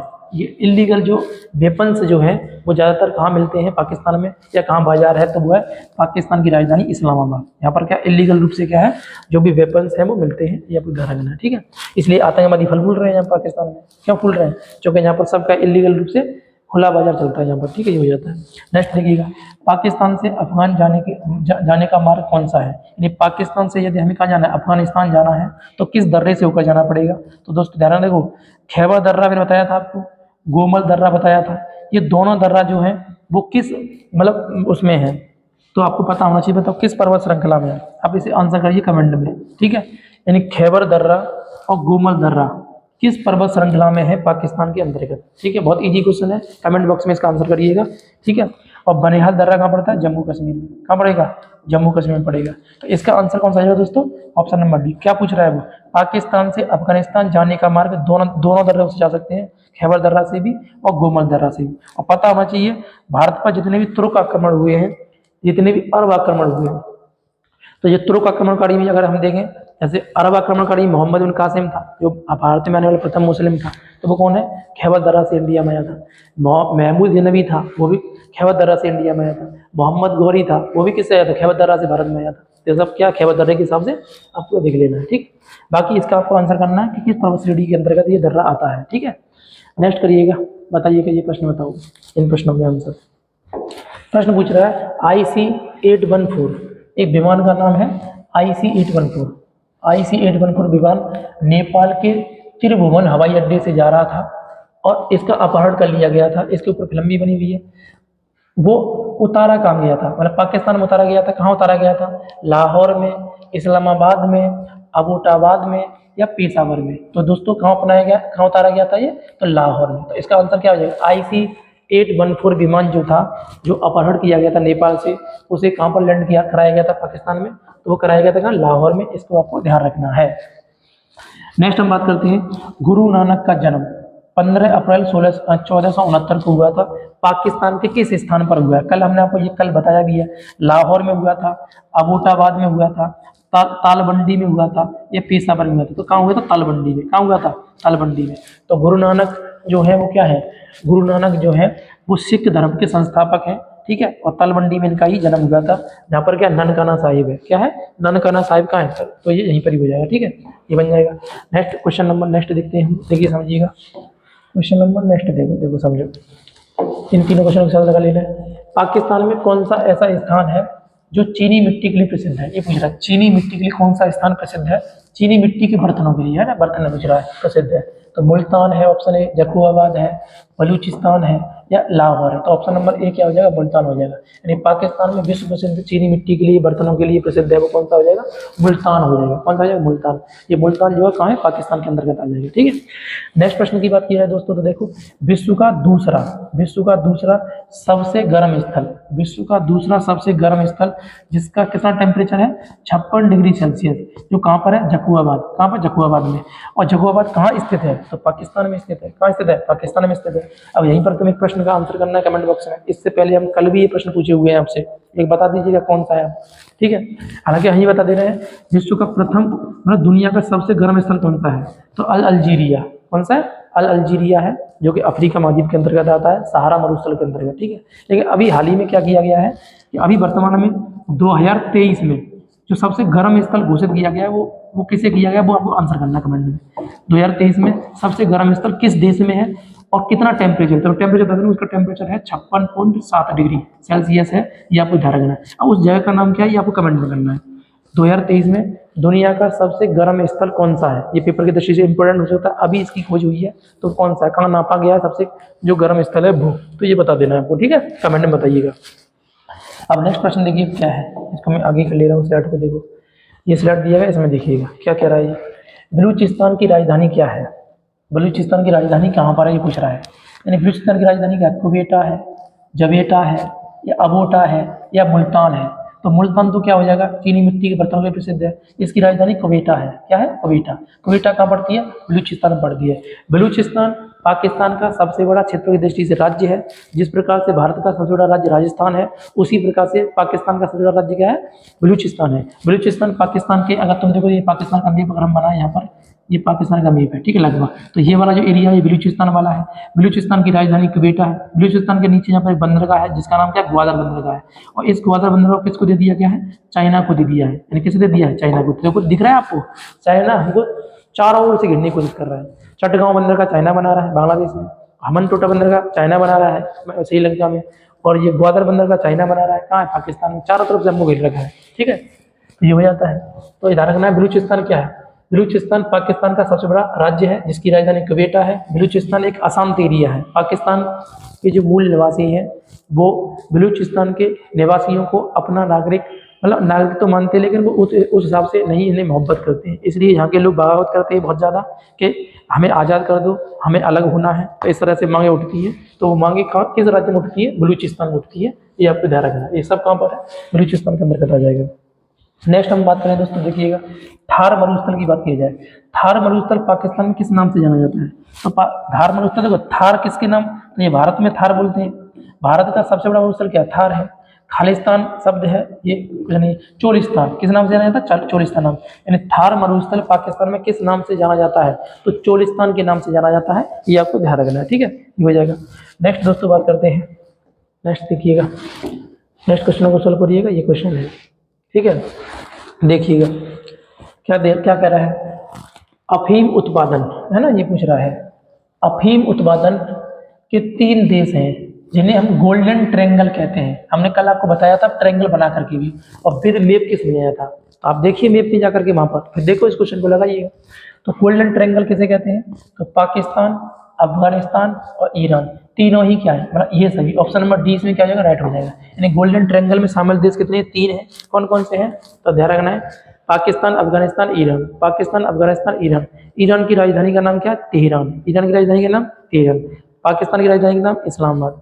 अफगानिस्तान की राजधानी का नाम काबुल। अफगानिस्तान की राजधानी क्या है, काबुल है, ये लगा देना है। ठीक है, ये हो जाएगा। अब नेक्स्ट क्या कर रहा है, अफगानिस्तान की राजधानी का नाम क्या, तो आ गया, काबुल है। क्या है, काबुल। अफगानिस्तान की राजधानी क्या है, काबुल है। नेक्स्ट देखो प्रश्न पूछ रहा है, महमूद गजनवी ने 1025 ईस्वी में 16वें आक्रमण में, यानी अपने 16वें आक्रमण में सोमनाथ के मंदिर को लूटा था। यह कहाँ स्थित है, ये पूछ रहा है। तो मतलब कहाँ से आया था, ये पूछ रहा है ना, कहाँ से आया था। यानी महमूद गजनवी जब सोमनाथ के मंदिर को लूटा था 16वें आक्रमण में इंडिया में, तो ये कहाँ से आया था, गजनी से आया था। कहाँ से आया था, गजनी से। तो जो गजनी से ही आक्रमण करते थे सब लोग। और गजनी कहाँ है, तो गजनी अफगानिस्तान में। कहाँ पर है, अफगानिस्तान के अंतर्गत आ जाएगी। ठीक है, अब नेक्स्ट लगाइए क्वेश्चन। नेक्स्ट क्वेश्चन में क्या है देखो, तो नेक्स्ट क्वेश्चन है, अफगानिस्तान की द्वितीय राजधानी किसे कहते हैं। जैसे मैं आपसे कहूँ भारत की द्वितीय राजधानी किसे कहते हैं। भारत की देखो कई तरह से राजधानियां हैं। भारत की राजनीतिक राजधानी नई दिल्ली है। भारत की सांस्कृतिक राजधानी वाराणसी है। भारत की आर्थिक राजधानी मुंबई है। उसी तरह से पूछ रहा है यहाँ पर। तो अफगानिस्तान की द्वितीय राजधानी किसे कहते हैं? तो किसे कहते हैं? कंधार को। किसे कहते हैं? कंधार। मामा सोनी का था? कंधार का ही था। ऑप्शन नंबर क्या हो जाएगा? बी हो जाएगा। काबुल इसकी क्या है? राजधानी है। गजनी से कौन आया? महबूब गजनवी आया। बामिया में क्या है? तो बामिया में देखो अगला क्वेश्चन दिया ही है, भगवान बुद्ध की सबसे ऊंची प्रतिमा कहाँ थी जिसे तालिबानियों ने 2004 में बम से उड़ा दिया था? 2004 में क्या किया था? बम से। तो बामिया में। कहाँ थी? बामिया। बामिया जो जगह है वो कहाँ है? अफगानिस्तान के अंतर्गत है। इसी में दुनिया की सबसे ऊंची प्रतिमा गौतम बुद्ध की कहाँ थी? तो यहीं पर थी। ठीक है, तो ये हो जाएगा यहाँ पर। अगर आपसे जैसे देखा जाए दुनिया में सर्वाधिक किसी की मूर्तियां हैं तो किसकी प्रतिमा सर्वाधिक है? तो ध्यान रखना वो हो जाएगी गौतम बुद्ध की। किसकी हो जाएंगी? भगवान गौतम बुद्ध की हो जाएंगी। ध्यान रखना है। अब नेक्स्ट क्वेश्चन देखो, अफगानिस्तान का सलमा बांध, अफगानिस्तान का सलमा बांध है ना, और संसद भवन का निर्माण कौन कर रहा है? ये पूछ रहा है। कौन बनवा रहा है? कल बताए थे आपको कई सारे, यानी अफगानिस्तान में कई सारे रोड, कई सारे बांध, कई सारे मतलब हॉस्पिटल और उसकी संसद। अफगानिस्तान की संसद का नाम क्या है? शूरा। क्या क्या है? शूरा। तो शूरा किसकी संसद है? अफगानिस्तान की। ये आपको ध्यान रखना है। ये सब कौन बनवा रहा है? भारत। कौन बनवा रहा है? भारत बनवा रहा है। तो ऑप्शन नंबर क्या हो जाएगा इसमें? ए हो जाएगा। यानी भारत ने क्या किया है? यहाँ पर इन सब चीज का निर्माण करवा रहा है। नेक्स्ट हम लोग बात करते हैं दोस्तों। तो नेक्स्ट देखिए क्या है प्रश्न, म्यांमार के संबंध में प्रश्न है सब के सब। तो देखो लगाओ, देखो क्या कह रहा है, म्यांमार की राजधानी, म्यांमार की राजधानी क्या है? अभी बताया है। म्यांमार की राजधानी नेपीदा है। क्या है? नेपीदा। नेपीदा किसकी राजधानी? म्यांमार। टोक्यो किसकी राजधानी है? टोक्यो। और नेमपेन किसकी राजधानी है? नेमपेन है कंबोडिया की। नेमपेन किसकी है? कंबोडिया की राजधानी का नाम नेमपेन है। हनोई किसकी है? वियतनाम की। वियतनाम की राजधानी का नाम क्या हो जाएगा दोस्तों? हनोई हो जाएगा। अब टोक्यो किसकी राजधानी है? तो बता दो मुझे कमेंट बॉक्स में, टोक्यो किसकी राजधानी है? तो बता देना है आपको कमेंट बॉक्स में। ठीक है, ये ध्यान रखना। तो अभी कमेंट बॉक्स में 3 क्वेश्चन मैंने आपसे पूछ लिए हैं, तीनों के आंसर क्या करने हैं आपको? कमेंट में करने हैं। ठीक है, ध्यान रखना है। अब पूछ रहा है म्यांमार की मुद्रा का नाम क्या है? तो म्यांमार की मुद्रा का नाम क्यात है। क्या है? क्यात। क्यात जो है म्यांमार की मुद्रा है। बात किसकी मुद्रा है? थाईलैंड की मुद्रा है। थाईलैंड की मुद्रा का नाम क्या है? बात। थाईलैंड की मुद्रा का नाम क्या हो जाएगा दोस्तों? बात हो जाएगा थाईलैंड की। दीनार किसकी है? तो दीनार, दीनार दुबई की हो जाएगी। रियाल किसकी है? तो रियाल आपको कमेंट बॉक्स में बता दीजिएगा। रियाल किसकी मुद्रा है? ये कमेंट बॉक्स में बताइएगा, ये आपको ध्यान रखना है। नेक्स्ट हम लोग बात करते हैं गोल्डन पैगोडा किस देश को कहते हैं? तो आलिसा को, कंबोडिया को, थाईलैंड को, म्यांमार को। तो गोल्डन पैगोडा किसे कहते हैं? म्यांमार को कहते हैं। ऑप्शन नंबर डी इसमें हो जाएगा। यानी म्यांमार को क्या बोला जाता है? गोल्डन पैगोडा के नाम से जानते हैं। ये आपको ध्यान रखना है। ठीक है, ये हो जाएगा। नेक्स्ट क्वेश्चन देखते हैं दोस्तों। नेक्स्ट क्वेश्चन में देखिए क्या है क्वेश्चन। क्वेश्चन कह रहा है कि निम्नलिखित अधिनियमों में से, है ना, पूछ रहा है निम्नलिखित अधिनियमों में से किस अधिनियम के फलस्वरूप बर्मा को भारत से अलग किया गया था? प्रश्न है। यानी भारत शासन अधिनियम 1935 के तहत, आपने पढ़ा होगा बहुत ज्यादा, भारत शासन अधिनियम 1935 से 1937 में भारत का जो मतलब हिस्सा था बर्मा वो अलग हो गया था। ध्यान रखना है। तो भारत को 1935 के अधिनियम के तहत बर्मा को भारत से 1937 में अलग किया गया, 1937 में अलग किया गया था। बहुत इंपॉर्टेंट प्रश्न रहेगा ये आपके लिए, ध्यान रखना है। नेक्स्ट हम लोग बात करें तो आप आगे क्या है देखिएगा, भारत और म्यांमार के बीच सीमा दायित्व करने वाली जो पर्वत श्रेणियां हैं वो कौन सी हैं, वो पूछना चाह रहा है। कल भी हमने आपको ये पूरा डिटेल बताया था कि कौन कौन सी पर्वत श्रेणियां हैं, तो देख लीजिएगा। पटगोई बुम भी है, सारामती भी है और अराकान योमा है। अराकान योमा का हिस्सा ज्यादा पड़ जाता है, तो उपयुक्त क्या हो जाएगा? सभी हो जाएगी। यानी भारत और म्यांमार के मध्य में कौन सी पर्वत श्रेणियां हैं? तो ये तीनों पर्वत श्रेणियां, पटकोई बुम, सारामती और अराकान योमा, ये तीनों श्रेणियां क्या है? भारत और म्यांमार के मध्य में है। ठीक है, ध्यान रखना है। अब नेक्स्ट हम लोग बात करते हैं कोको द्वीप। कोको द्वीप जो है ना, ये जवाहरलाल नेहरू के द्वारा म्यांमार को गिफ्ट में दिया गया था। ठीक है, इसका मतलब क्या? कोको द्वीप जो है वो किसका है? तो जानना म्यांमार का है। वर्तमान में किसका? म्यांमार का। लेकिन गिफ्ट किसको दिया गया था? म्यांमार को दिया गया था, भारत के प्रधानमंत्री के द्वारा। लाओस का कुछ है नहीं है, ना ही श्रीलंका कुछ भी है। ठीक है, ध्यान रखना। नेक्स्ट हम लोग बात करते हैं अंतिम मुगल बादशाह। अंतिम मुगल बादशाह का नाम क्या है? बहादुर शाह जफर। बहादुर शाह जफर कह दीजिएगा या बहादुर शाह द्वितीय कह दीजिएगा। अंतिम मुगल बादशाह था। इसका मकबरा जो है वो कहाँ स्थित है, ये प्रश्न पूछ रहा है, तो आपको पता होना चाहिए। बहादुर शाह जफर ये वही व्यक्ति है जिसने 1857 क्रांति में भाग लिया था। उसके बाद इसे अंग्रेजों ने पकड़ लिया था। इसके बाद इसे कहाँ डाल दिया था? रंगून में। और रंगून क्या था उस समय? रंगून जो था वो म्यांमार में था, नहीं बर्मा में था। और रंगून में ही क्या इसका मकबरा है। वहीं पर ये क्या हो गया था? मर गया था 1862 के अंतर्गत। ठीक है, 1862 में क्या हो गया? मर गया था। तो इसका मकबरा कहाँ पड़ जाएगा, रंगून में। ठीक है, प्रश्न कई बार पूछा भी गया है, थोड़ा ध्यानपूर्वक देख लीजिएगा इसको। नेक्स्ट हम लोग बात करें दोस्तों, तो नेक्स्ट देखिएगा क्या प्रश्न है। नेक्स्ट देखिएगा, निम्नलिखित नदियों में से म्यांमार की सबसे लंबी नदी कौन सी है, पूछ रहा है। म्यांमार की सबसे लंबी नदी इरावती नदी है। महाबली गंगा कहाँ की, तो ये श्रीलंका की है। गंगा कहाँ है, भारत में। सालवी भी ये देख लेना कहाँ पर है, ये देख लेना। ठीक है, तो निम्नलिखित नदियों में से म्यांमार की सबसे लंबी नदी कौन सी हो जाएगी, तो वो हो जाएगी इरावती नदी। कौन सी नदी हो जाएगी, इरावती नदी है। इरावती नदी के बारे में ध्यान रखना है। अब वो देखो फिर आगे प्रश्न, अराकान युमा पर्वत कहाँ पर है, तो म्यांमार में है। कहाँ हो जाएगा, म्यांमार में। अराकान युमा जो है भारत और म्यांमार की सीमा पर है, तो आपको ध्यान रखना म्यांमार में आ जाएगा। नेक्स्ट क्या है, सान का पठार। सान का पठार कहाँ पड़ता है, तो सान का पठार पड़ता है, ध्यान रखना म्यांमार में। कहाँ पड़ जाएगा, म्यांमार में। सान का पठार कहाँ पड़ा है, म्यांमार में। ऑप्शन नंबर क्या हो जाएगा इसका, सी ऑप्शन हो जाएगा। क्या हो जाएगा, सी ऑप्शन। नेक्स्ट दोस्तों बात करते हैं, नेक्स्ट लगाओ।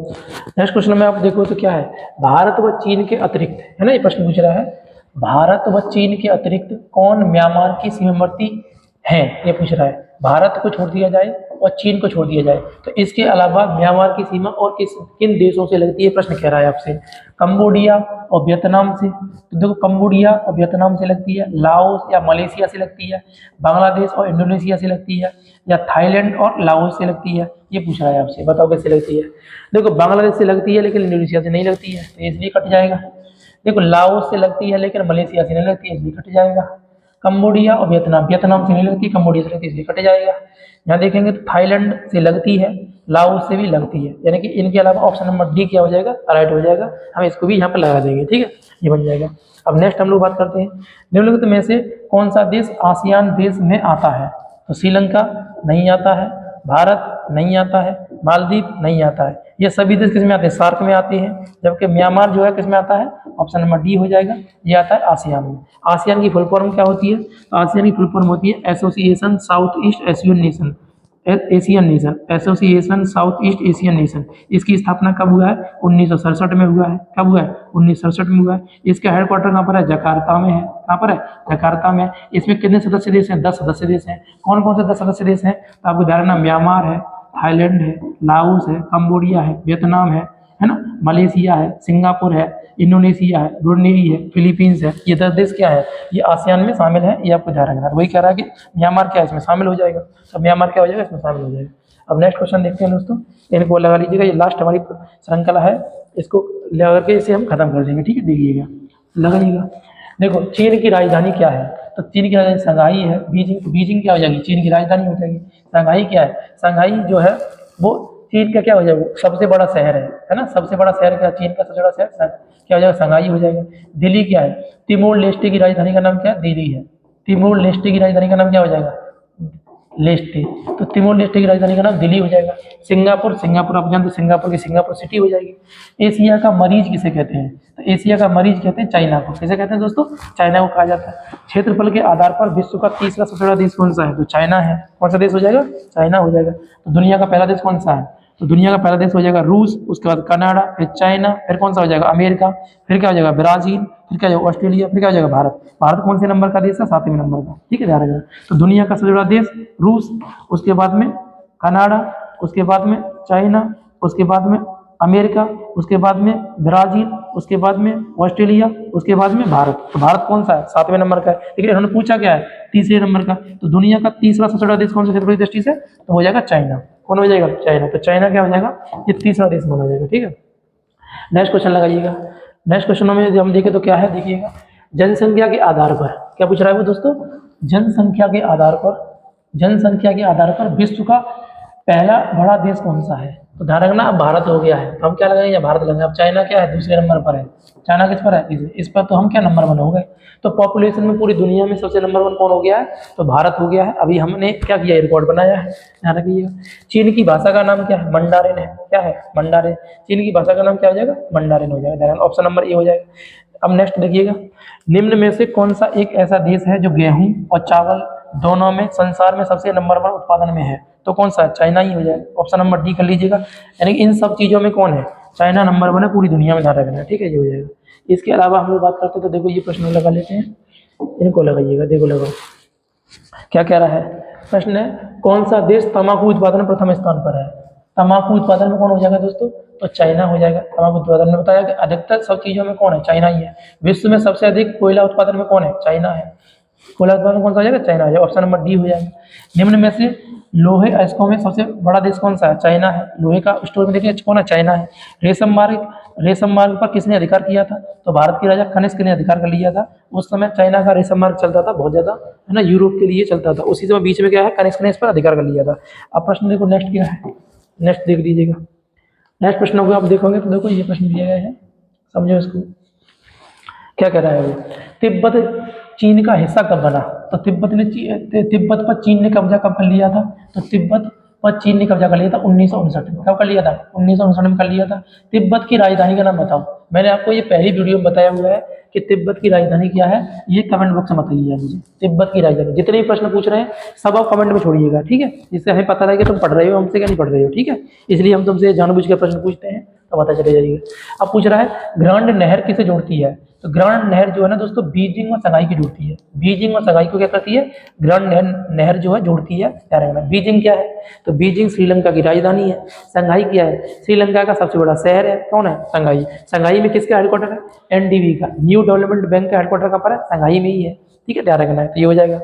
अब नेक्स्ट बात करते हैं, एशिया का मैनचेस्टर किसे कहते हैं? तो दोस्तों किसे कहते हैं? शंघाई को। शंघाई जो है ना, वहाँ मैनचेस्टर बोलते हैं कपड़े उद्योग के हिसाब से। तो मैंने पूरी चाइना में सर्वाधिक कपड़ा जो उद्योग है वो कहाँ पर है? शंघाई में। तो शंघाई क्या हो जाएगा? एशिया का मैनचेस्टर हो जाएगा। अब आपको एक प्रश्न और बताऊं, भारत का मैनचेस्टर किसे कहते हैं? ये कमेंट बॉक्स में करना है। भारत का मैनचेस्टर किसे कहते हैं, इसे कमेंट में बताइए आप, ठीक है, ये हो जाएगा।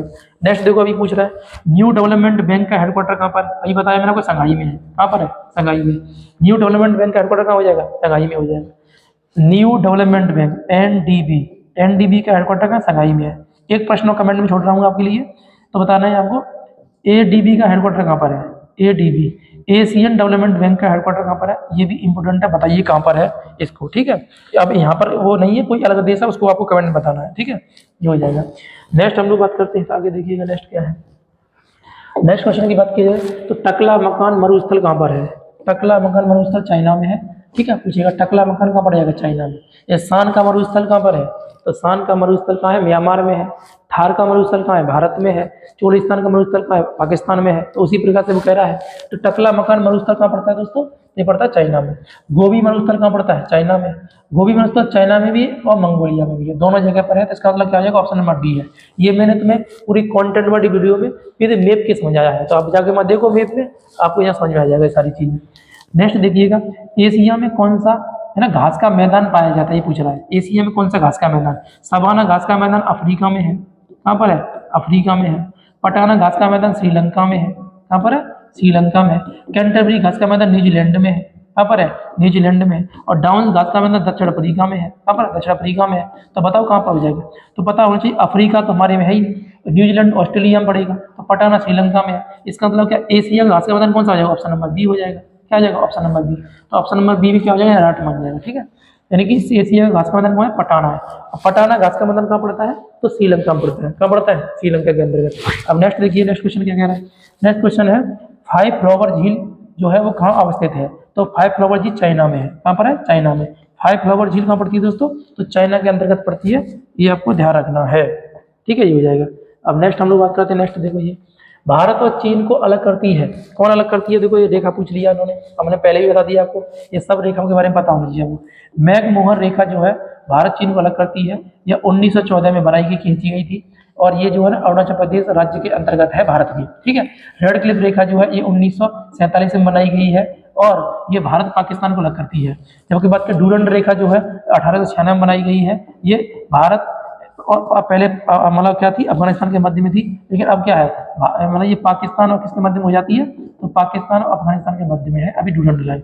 0 डिग्री लाइन जो है, या 0 लाइन किसके मध्य में है? तो भारत और बांग्लादेश के मध्य में। यानी भारत और बांग्लादेश की सीमा का नाम क्या है? तो ये हो जाएगी 0 डिग्री लाइन। क्या जाएगा? 0 डिग्री लाइन हो जाएगा, ये आपको ध्यान रखना है इतना, ठीक है। हम आगे बढ़ते हैं, आगे देखिएगा, आगे प्रश्न दिया गया है, समझिएगा आगे प्रश्न क्या है।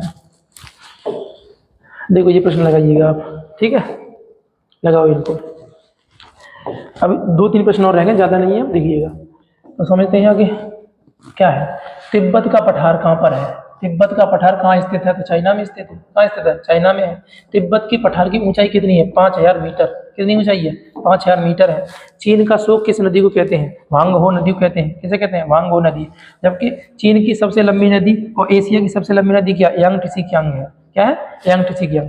एशिया की सबसे लंबी नदी का नाम यांगत्से कियांग है और वांगहो नदी क्या बोलते हैं? चीन का शोक कहते हैं। तो चीन का शोक किस नदी को कहा जाता है? वांगहो नदी को कहा जाता है। ये आपको ध्यान रखना है। आज का हमारा लास्ट प्रश्न है दोस्तों ये वाला, इसे आप देखिएगा क्या है। प्रश्न पूछ रहा है आपसे, क्या पूछ रहा है?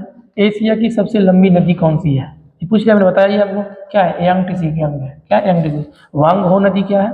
तो वांगहो नदी चीन का शोक कहते हैं। इरावती नदी म्यांमार की सबसे लंबी नदी है और पो नदी इटली की गंगा कहते हैं। पो नदी क्या कहते हैं? इटली गंगा। ये कहाँ बहती है? इटली में बहती है। तो इस तरह से हम इसे लगा देंगे। तो आज के लिए दोस्तों हमारे द्वारा ये प्रश्न श्रृंखला आपके सामने प्रस्तुत की गई है। इसमें बहुत मेहनत लगी है। ठीक है, आप भी इसको क्या करिएगा, मेहनत से ही देखिएगा और इसको हो सके तो अपने प्रश्नों को अधिकतर सही करने की कोशिश कीजिएगा। इसमें लगभग 80 या 100 क्वेश्चन सबसे समथिंग हो सकते हैं। तो इन 100 क्वेश्चनों को आप ध्यानपूर्वक देखिएगा। आपको कितने सही हो सकते हैं वो देखिएगा। कमेंट में बताइएगा भी कि कितने सही आपके हो पा रहे हैं 100 में से। ऐसे मान लो ऑन एज एवरेज तो कितने सही बैठ रहे हैं, कमेंट में बताओ ये सारी चीज़ें। ठीक है, बाकी जो भी है स्टडी जीके की सीरीज हम जो है ना आपको लगातार प्रोवाइड कराते रहेंगे। और अब जो अगला हमारा टॉपिक होगा वो भारत के प्रतीक चिन्हों के बारे में हम लोग पढ़ाएंगे। तो उसको आप देखिएगा, नेक्स्ट जो हमारी वीडियो रहेगी वो। ठीक है, तो आज के लिए हम इतना ही रन देते हैं। ठीक है, जय हिंद।